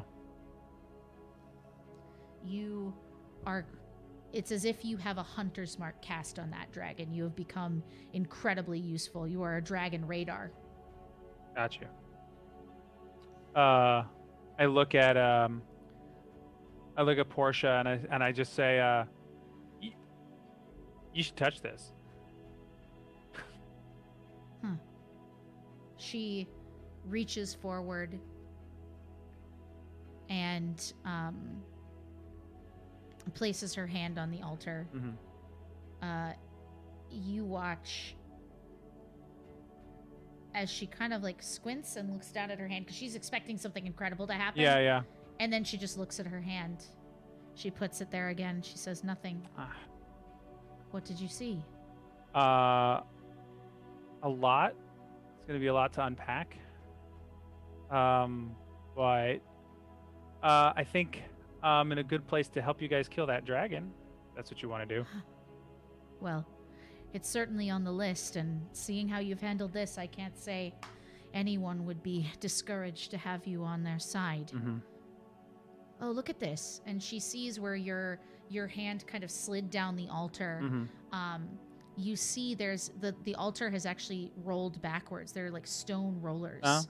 And it's able to be pushed. Oh, cool. So I push it? Great. So you push it and you find a tiny coffer that's there's like a carved hole in the ground. And there's like a small little chest. Mm-hmm. Like a 1 foot square cavity in the floor. Yeah, I pick it out. Yeah, chest is able to be opened. And I do so. And you find 57 gold pieces and a mystery key. I sort of look at the key. Is the key distinctive in any way? Like, there's the head of the key. The key, she wants to see if it's magic, so she casts again detect magic with her. As she goes to cast detect magic on it, I sort of pull it back for a second.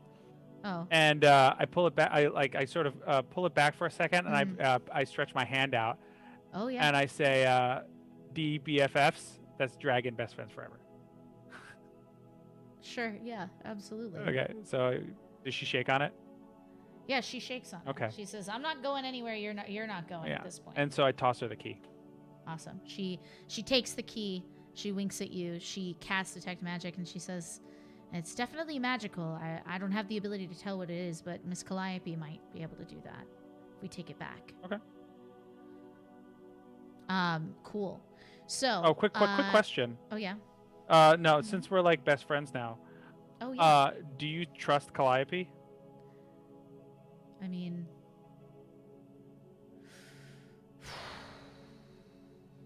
You shook on it, so you got to tell me true. No, absolutely. I mean, listen, I joined the Seekers because they seem to be going in an upward direction. I suppose anyone should be wary of someone who comes from a noble family. I mean, she's had power all of her life. Her family was known for the creation of magical items. You know, the rhyme staffs. I don't know if you've ever heard of them, but that's what they're known for. So every rhyme staff I've ever heard of is disappeared. The family doesn't live at the estate anymore. And the ones I have heard things about, I mean, I've heard one of them is a lich. I've heard one of them disappeared. I heard one of them runs a crime ring through a series of brothels in Waterdeep. I mean, there's nothing in that to say that, you know, Calliope is bad or evil. It's just that's how that family has tended to go. At best, she'll disappear on the backs of the stories that are told about all of us. At worst, she'll end up like the rest of them, trying to grasp too far and too high. But I'd rather be at the center of that story than on the business end of it. Okay. Do you think we shouldn't trust her? Jury's still out. I'm just trying to get a angle on this whole situation.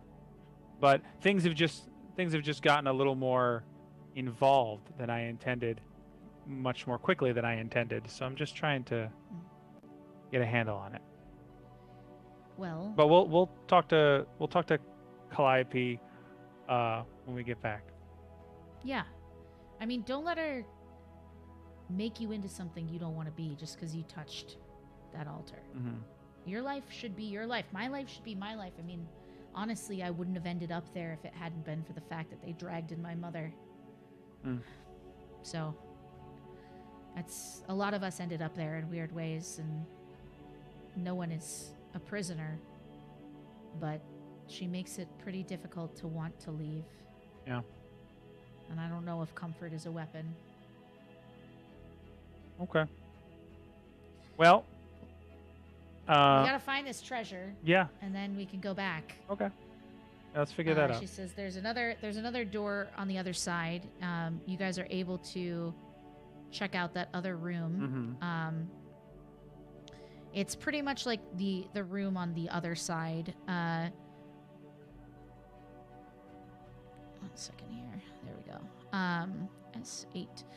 This appears to be a shrine where guests would be housed. Mm-hmm. There are 6 beds, moldy mattresses, a rusty cauldron hanging over a fireplace. I mean, it looks lived in, but not lived in well in recent years. Yeah. And the only place you haven't checked is the belfry, but there's no rope. Yeah. So you'd have to climb or use a fly spell. Yeah, I have a. Can you fly? I have a rope. Oh, okay. Can I shoot? Try Can I to- shoot an arrow up there? And Yeah, see if you can shoot an arrow up there. is that like a roll? I mean, I shoot arrows pretty good. Yeah, you can shoot an arrow and then roll an athletics check with advantage to climb the rope. Okay, that sounds. Probably gonna take that one. What's up, Blueberry Rogue? How's it going? Yeah, it's gonna be a 15. Great, yeah, 16. that's exactly what you needed. 16 actually. That's one more than what you needed. So you you climb up to the top and you get into the belfry. It's cold up there now that you don't have. There's like the copper bell, right? And then it's exposed on all sides. 1 second, I'm trying to find the notes here. All good. It's important. All right. Altar of Fate. We already did that. Ah, yes, the belfry. So, once you're up there, you see that this bell appears to be made of untarnished copper, which is weird because That is weird. exposed to the elements. Copper not a will thing. tarnish, yeah. Yeah. When you get close, you see that like some of the copper is chipping away and there's like gold underneath. There's gold underneath, like on it? Yeah. Yeah. I investigate more closely. Yeah, so you go, you scratch, and you start to notice that this copper is not copper at all, it's paint. Mm. And underneath, you see up in the bell, like you like peer underneath, Yeah. and you see the clanger is actually a chest. Interesting. And you, as you guys kind of go together, like go through this whole thing, you start to piece together what must have happened, which is that the people who were hiding here with the last wealth of Phandalin at the time thought that they could hide it from the dragon and that Savrus would keep a watchful eye over them. They soon found that under the dragon's relentless attacks, and then soon from the attacks from things like orcs and ogres and were-rats and who knows what else that were being pushed down out of the forests and the mountains, that they would have to do something to hide this wealth so the dragon might not know what it was. Mm-hmm. They melted down their coins. They melted down their gold of all kinds. Nothing magical, obviously. And they put it all together and molded this bell and hung it here. So if we can get this bell back... I mean, that's a tall order, but yeah. I mean, if this is solid gold, I mean, I'm guessing, let's see, it's about 3 feet wide, probably weighs 50 pounds. Oh. I don't know. Make a We'll cart. probably drag it back. I don't know. Yeah, we can make. I mean, this bell could be worth like 25,000 gold. Yeah. Like, it's a lot of gold. It's solid gold. Yeah. Make something work. Yeah. Well, the two of you go about trying to get this bell down. Mm-hmm. Eventually, just to get us through to the more interesting conversation, it crashes down Yeah. below. I know how to It's get it fine, down. 'cause Cut the rope. It's not going to live its life as a bell, you Yeah. know? So you guys kind of are just like totally at the end of like pulling this bell through the snow onto the sleigh mobile, Yeah. you know, and you Oh, are yeah. able to drag it back all the way back to the tavern. They are so happy to see you at the Mhm. tavern.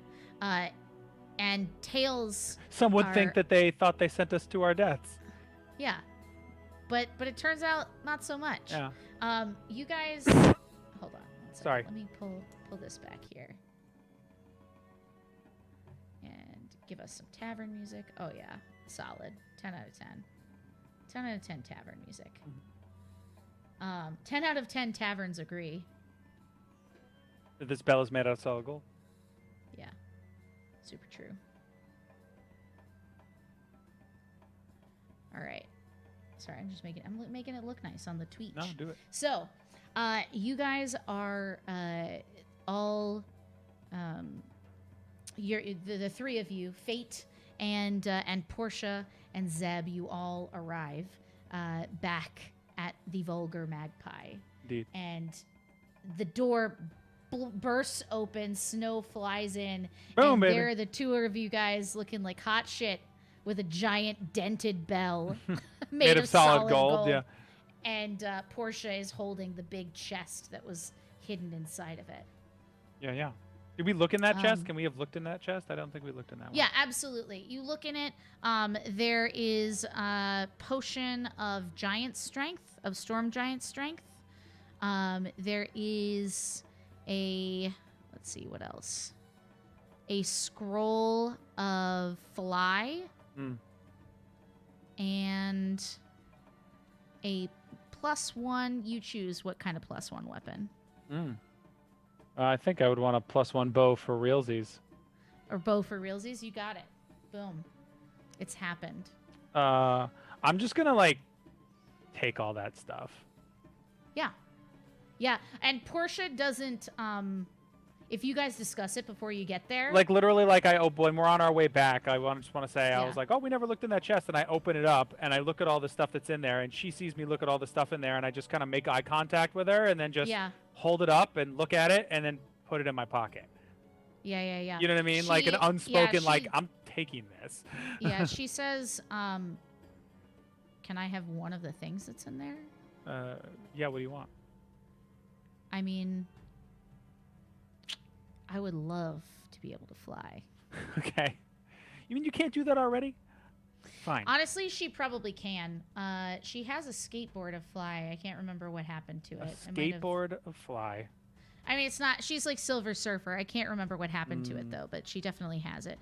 She says, "Yeah, I mean, I guess I could do that. I could take the potion, maybe try to be able to make more of them. Like that could help everyone." Yeah, that sounds like a. Yeah, but dibs on the first batch that work. Totally. Yeah, I'll give you the first one that works. Okay. And that'll just be our little secret, because best friends. Yeah. I'm just saying, it's like, you saw what I could do with a bow. Now imagine if I was also flying. No. And listen, who am I to want to get in between you and that fate? Yeah, that's the same. Yeah. Okay, so fast forward again. Sorry. Door bursts open. Bell. $25,000. Yeah, $2,500 gold bell. Everyone cheers. People move to pull the bell inside. Everyone is celebrating. Calliope takes you guys up to her office, and this time she's joined by the young gentleman you saw behind the bar. Mm-hmm. And when you get upstairs, as you're walking behind him, he introduces himself and he says, "Hello, I'm Percival," and he puts down a hand. He's like very Disney Prince. Yeah, as he's puts down his hand to like shake my hand. Mm-hmm. I shake his hand, but like my eyes are like following where they're taking the bell. Like as they cart it off, I'm just like, that's nice. No. But what if you just? But where they? What's you know what? We'll worry about it later. Where's my bell? They're not gonna hide the bell from me. No. Yeah, where are they gonna put it? Yeah, where are they gonna put it? I'll find it. It's fine. Cool. Percival reaches down to shake your hand. He's got kind of like a long shirt on, but go ahead and roll a perception check. Okay. Perception check. I barely know the guy. What is my perception? It's a 19. Yeah. You notice a couple of silver scales on his arm. Motherfucker. When he goes to shake your hand. I literally just fuck it. I literally. Oh, Jesus Christ! I'm literally holding his hand, right? I pull him in, like I pull him in closer, and I literally run my hand on his scales, and I was like, "What's all this about?"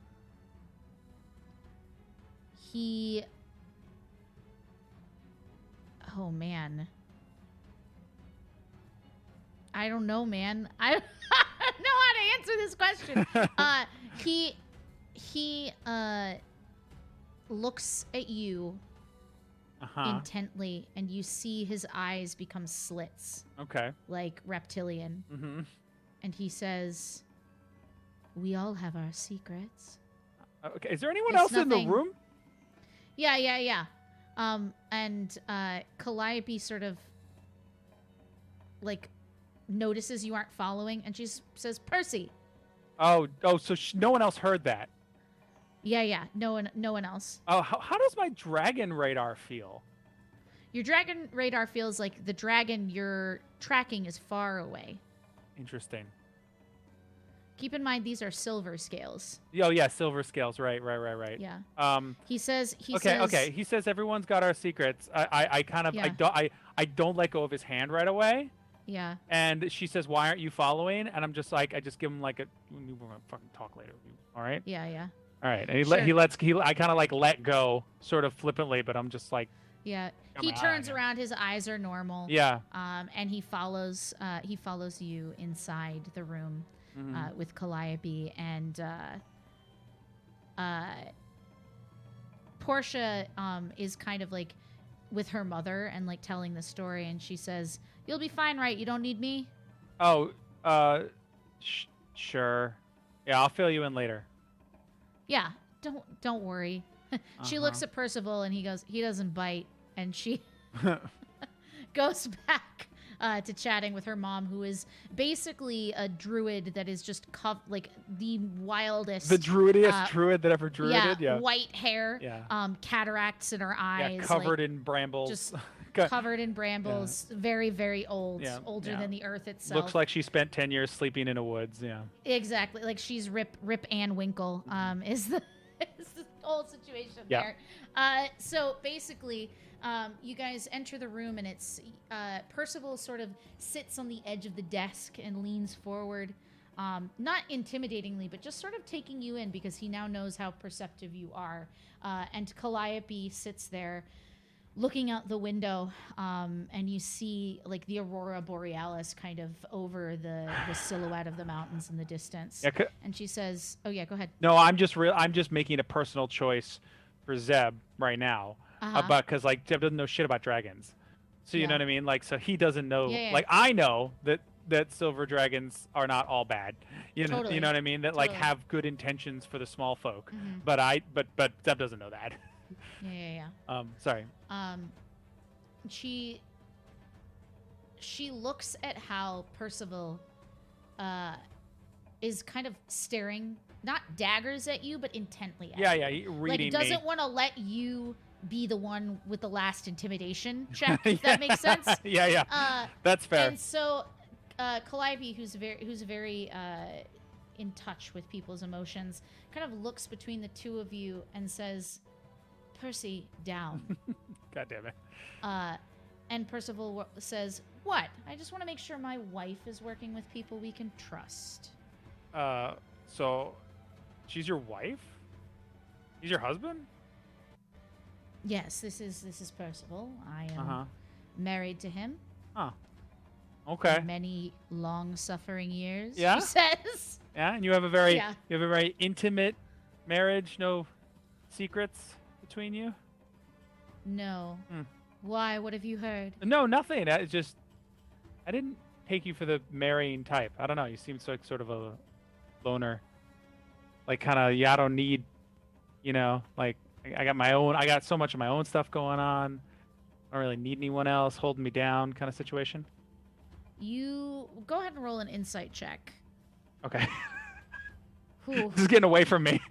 That was a lot for her. 16.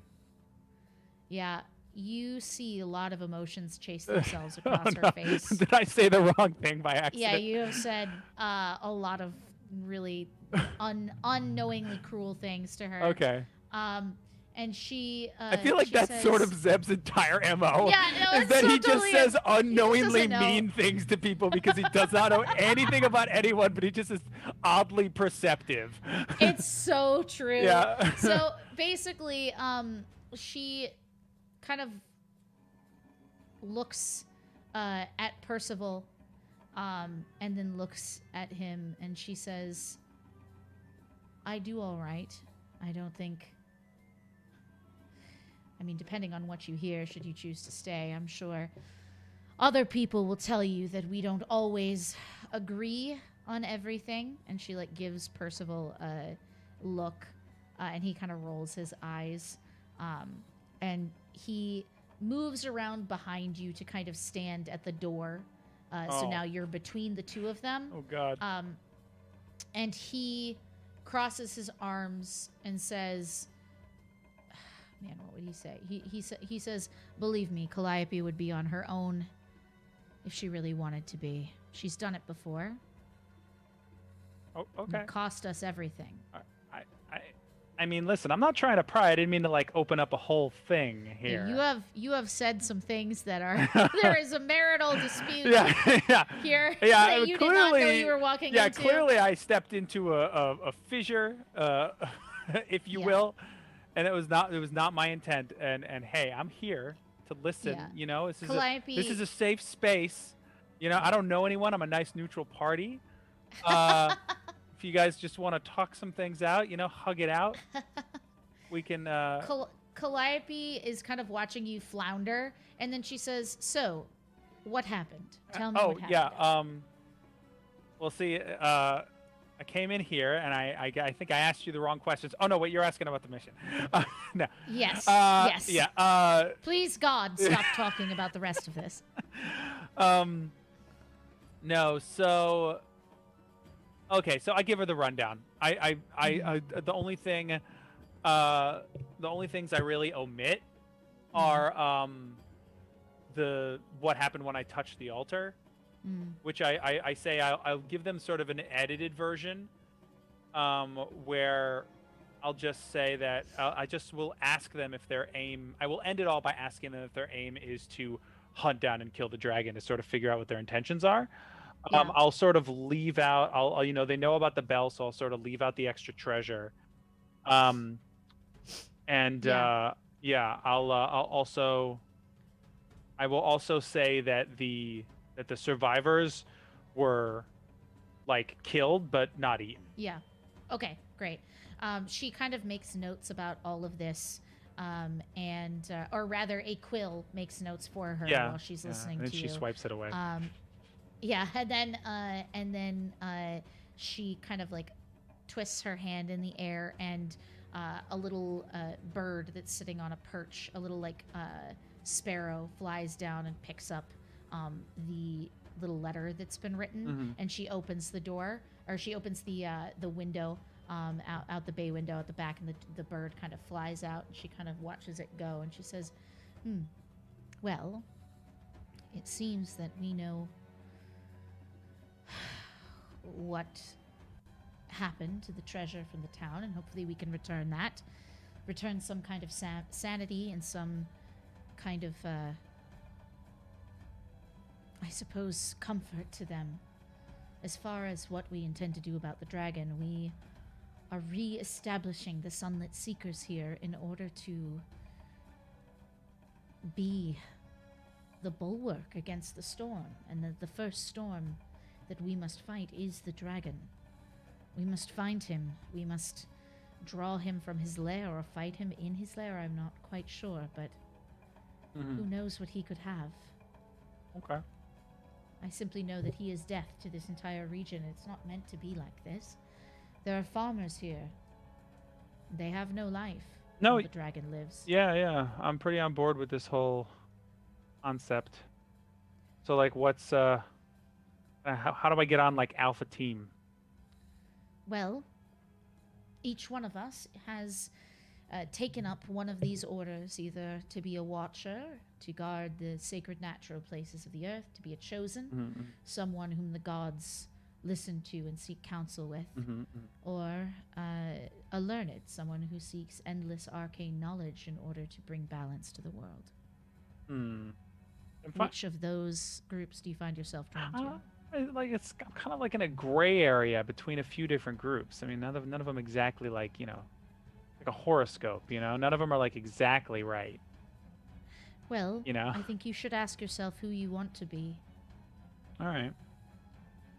I was never happy with who I was when I was young. I had to decide who I wanted to be, and that's generally who I've become. Okay. So, Zeb, who do you want to be? Someone who speaks to gods? I don't know. Can I sleep on it? Of course. Yeah, it's like a lot. Again. Do you want to live here for a time? Join us? Yeah. I think that's a safe bet. You got some good people, so I think I can invest in this for a little while. I think Portia's taken a shine to you. She hasn't taken a shine to many. I'm not sure she entirely enjoys her life completely here, but she's of use to us, so... Yeah. Keep her happy. I mean, all right. We'll keep her around. I mean, we're already like BFFs, so like I suppose I gotta. And Percival says, and one more thing. Knowledge here is power. Yeah.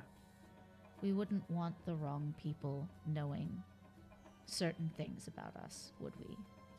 No, I guess not. I guess, I mean, I just hope that I'll be well taken care of here. I'll just say that. Look at this little shit, he says. To Calliope. And she says, "Oh, hush. Well, come on." And she like looks down. I'm gonna roll a perception check. Yeah. Darling, you never wash your. Ugh. What? Yeah, she basically just like rolls her eyes and grabs his arm Mm-hmm. and like shakes his shirt back to show the scales, and she says, "If you were more thorough in your transformations, maybe your illusions would be better." See, listen, I wasn't gonna say anything, but like you're gonna have to explain that. Maybe not now, but at some point. He says, "I'm a dragon." Yeah, no, I figured that. There are a couple people who already know this. The small, well, I suppose he's not small to you. He's a goblin. The arcane, the one who's interested in the arcane. He's he's definitely got some draconic lineage blood in him as well. The grave cleric Moira, she saw, and I think Mulberry, the gnome. That's not a very good secret, is it? Well, they were gonna die, and I was down there. We were cleaning out the cellars, and there was a gelatinous cube. It's a whole thing. Oh, it's like a whole thing. Right? Okay, that's Yeah, fair. it was a whole thing, and I Okay. was there. So Are- I just don't want everyone to know. So here's a question: if you're like a dragon, well, is the other dragon stronger than you?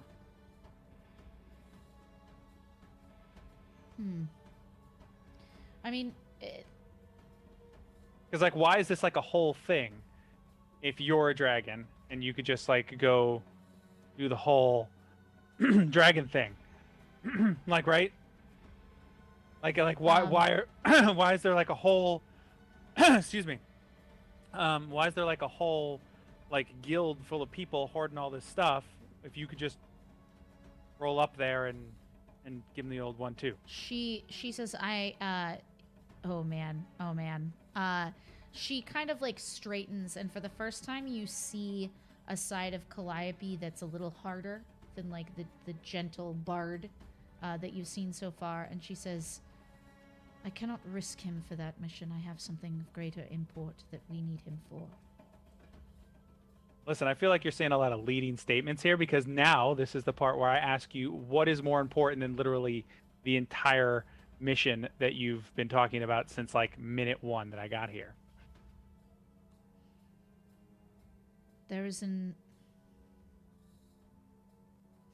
Is she gonna tell you this? I don't know, is she? Yeah, I don't know. She kind of crosses her arms and she says, "Do you have secrets, Zeb? Things from your life that perhaps you don't want to share with other people?" Yeah, I think that's pretty safe to say, yeah. So do I. Mm-hmm.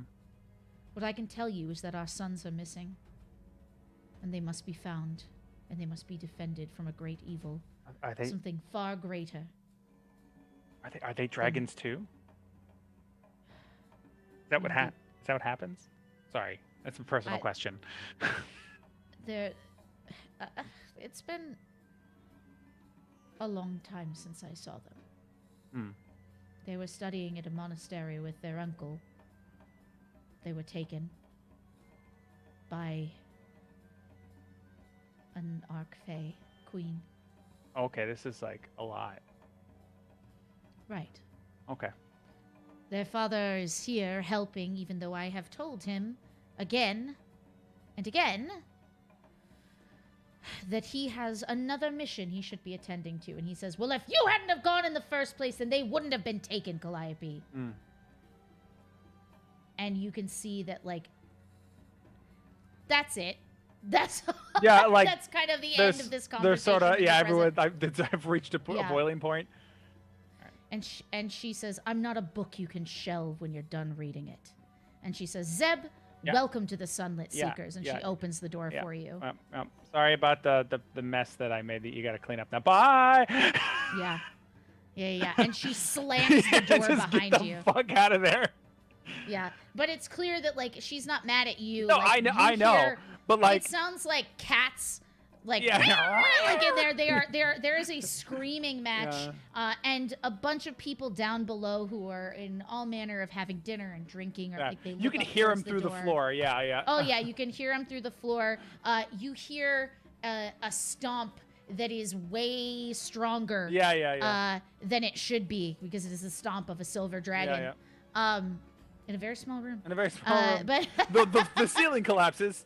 yeah, there's like dust that kind of falls down from the floor. And Calliope, Portia says, "Man, Yeah. you're really killing it on the first day." Yeah, I like to think that like Portia comes in and like to make that quip, and like before she finishes, I just kind of grab her by the shoulder and turn her to walk out of the room. I'm like, shh. We'll talk about it later. So she and you, basically share a drink as you settle in to the unease that is your new life, working with the Sunlit Seekers at the Vulgar Magpie in Phandalin. And that's the end of our adventure. Yeah. That was fun as fuck. Chris, thank you so much. I'm so glad you came and played with us. And got a lot of lore out of me that now other people can enjoy. Yeah. I was about to say, I think according to chat, you dropped some lore bombs that people were not people did not expect to hear. So that's cool. people have seen them fight. They've heard about like the boys, but not like kind of what happened. And now there's a little bit of an idea of what may have happened. So that's cool. That's cool. I'm glad we got to deal with it. But guys, thank you so much for joining us. Normally this time slot at 6 p.m. on Fridays is when we do Around the Hearth, which is a fun little tabletop talk show that Chris and his wife Emily and I all do together, where we take on different topics. So this was an opportunity for us to play because Emily is down for the count, having gotten her vax. I think we're all vaccinated now. You guys have started the process. I'm through it. So go out there and get your vaccines, everybody, because we're making a safer world with every poke. But Emily will not be back next week, so we'll probably do another adventure. Oh yeah. With the Sunlit Seekers. Oh crap. So we'll have to figure out what's next. I wasn't even prepared for that. Now I'm excited. Yeah. Oh, okay. I'd I was forgotten. like, do you need to not do that? No. Before I brought it up. No, you totally did. Everything's on the level. I'm excited. Awesome. Yeah, so we'll be back. If you missed things, obviously this VOD will be up here. It will be up on YouTube. You will also have the opportunity, if you are a patron on my Patreon, to get the audio version of this right here at any level. So starting at $5, you can get access to that. And that is the only place where you can get the audio versions of our Friday shows every week. It is also a place where you can sign up to play as a part of the Sunlit Seekers campaign. This is something that is really fun because every single one-shot that we do is connected to a greater story. So everyone is playing in the same world and having the same effect on moving the needle of the Sunlit Seekers' reestablishment of this ancient order again through their various stories. But lots of people are involved in lots of different ways, and depending on which groups you sign up to play with every month, you will get different elements of the story. So there is also the ability to have little have a little text RP time to share your secrets over on the Discord. And as you can see, sometimes I bring people's player characters as NPCs into the plot with other people. Is Portia someone's character? Portia is not. Portia was always an NPC. Okay. She is one of my characters that I brought in, and I love her a lot. I would never put somebody else's character in that situation. Yeah, I suppose you're right. If that but makes sense. I was just curious because maybe you had gotten like consent from the player or whatever. Right. Sometimes if I want to bring somebody in a more big way, I will like ask and see if they're okay with it. But it's only happened once where I was like, "Do you mind if I use your NPC as like part of the quest giving experience?" Because it'll affect their relationship with a particular player, maybe like as they come into it. So that's really the only way I've done it. But Portia and some of the other people, one of the coolest elements of the way that the games work with patrons is that they are able to build up kind of a stronghold here at the Vulgar Magpie. So the Vulgar Magpie originally was just an inn. Then they discovered that there was actually a hidden temple down beneath the inn that belonged to the original Sunlit Seekers, and it took 2 different groups going through one half of the temple and then one through the other half of the temple, kind of like Sunken Temple from World of Warcraft back in the day. Yeah, right. They had to clear it out. They had janitorial duties, and they had to clear it out and discover an ancient library, and that's when they unlocked the lore about the 3 factions. And once the 3 factions are established, then people will start getting bonuses and additional treasure on expeditions. And now when they rescued Portia and her mom, everyone got access to some amount of ease in terms of ordering simple magical items that Portia can make, and simple potions that her mother can make. Awesome. So as people complete quests, they get more access to prep sort of materials. Yeah. And every group basically orders the next group's provisions. So they get a number of points. So it's kind of fun because everybody like wants everybody else to succeed in unlocking more of the story. So sometimes they keep stuff for themselves, but a lot of times they'll leave points over so that they can order the group. Everyone gets like a single potion, something like that for the road. Awesome. To pay it forward. So yeah, so that's how it works. I hope people are interested in it. It's very, very fun.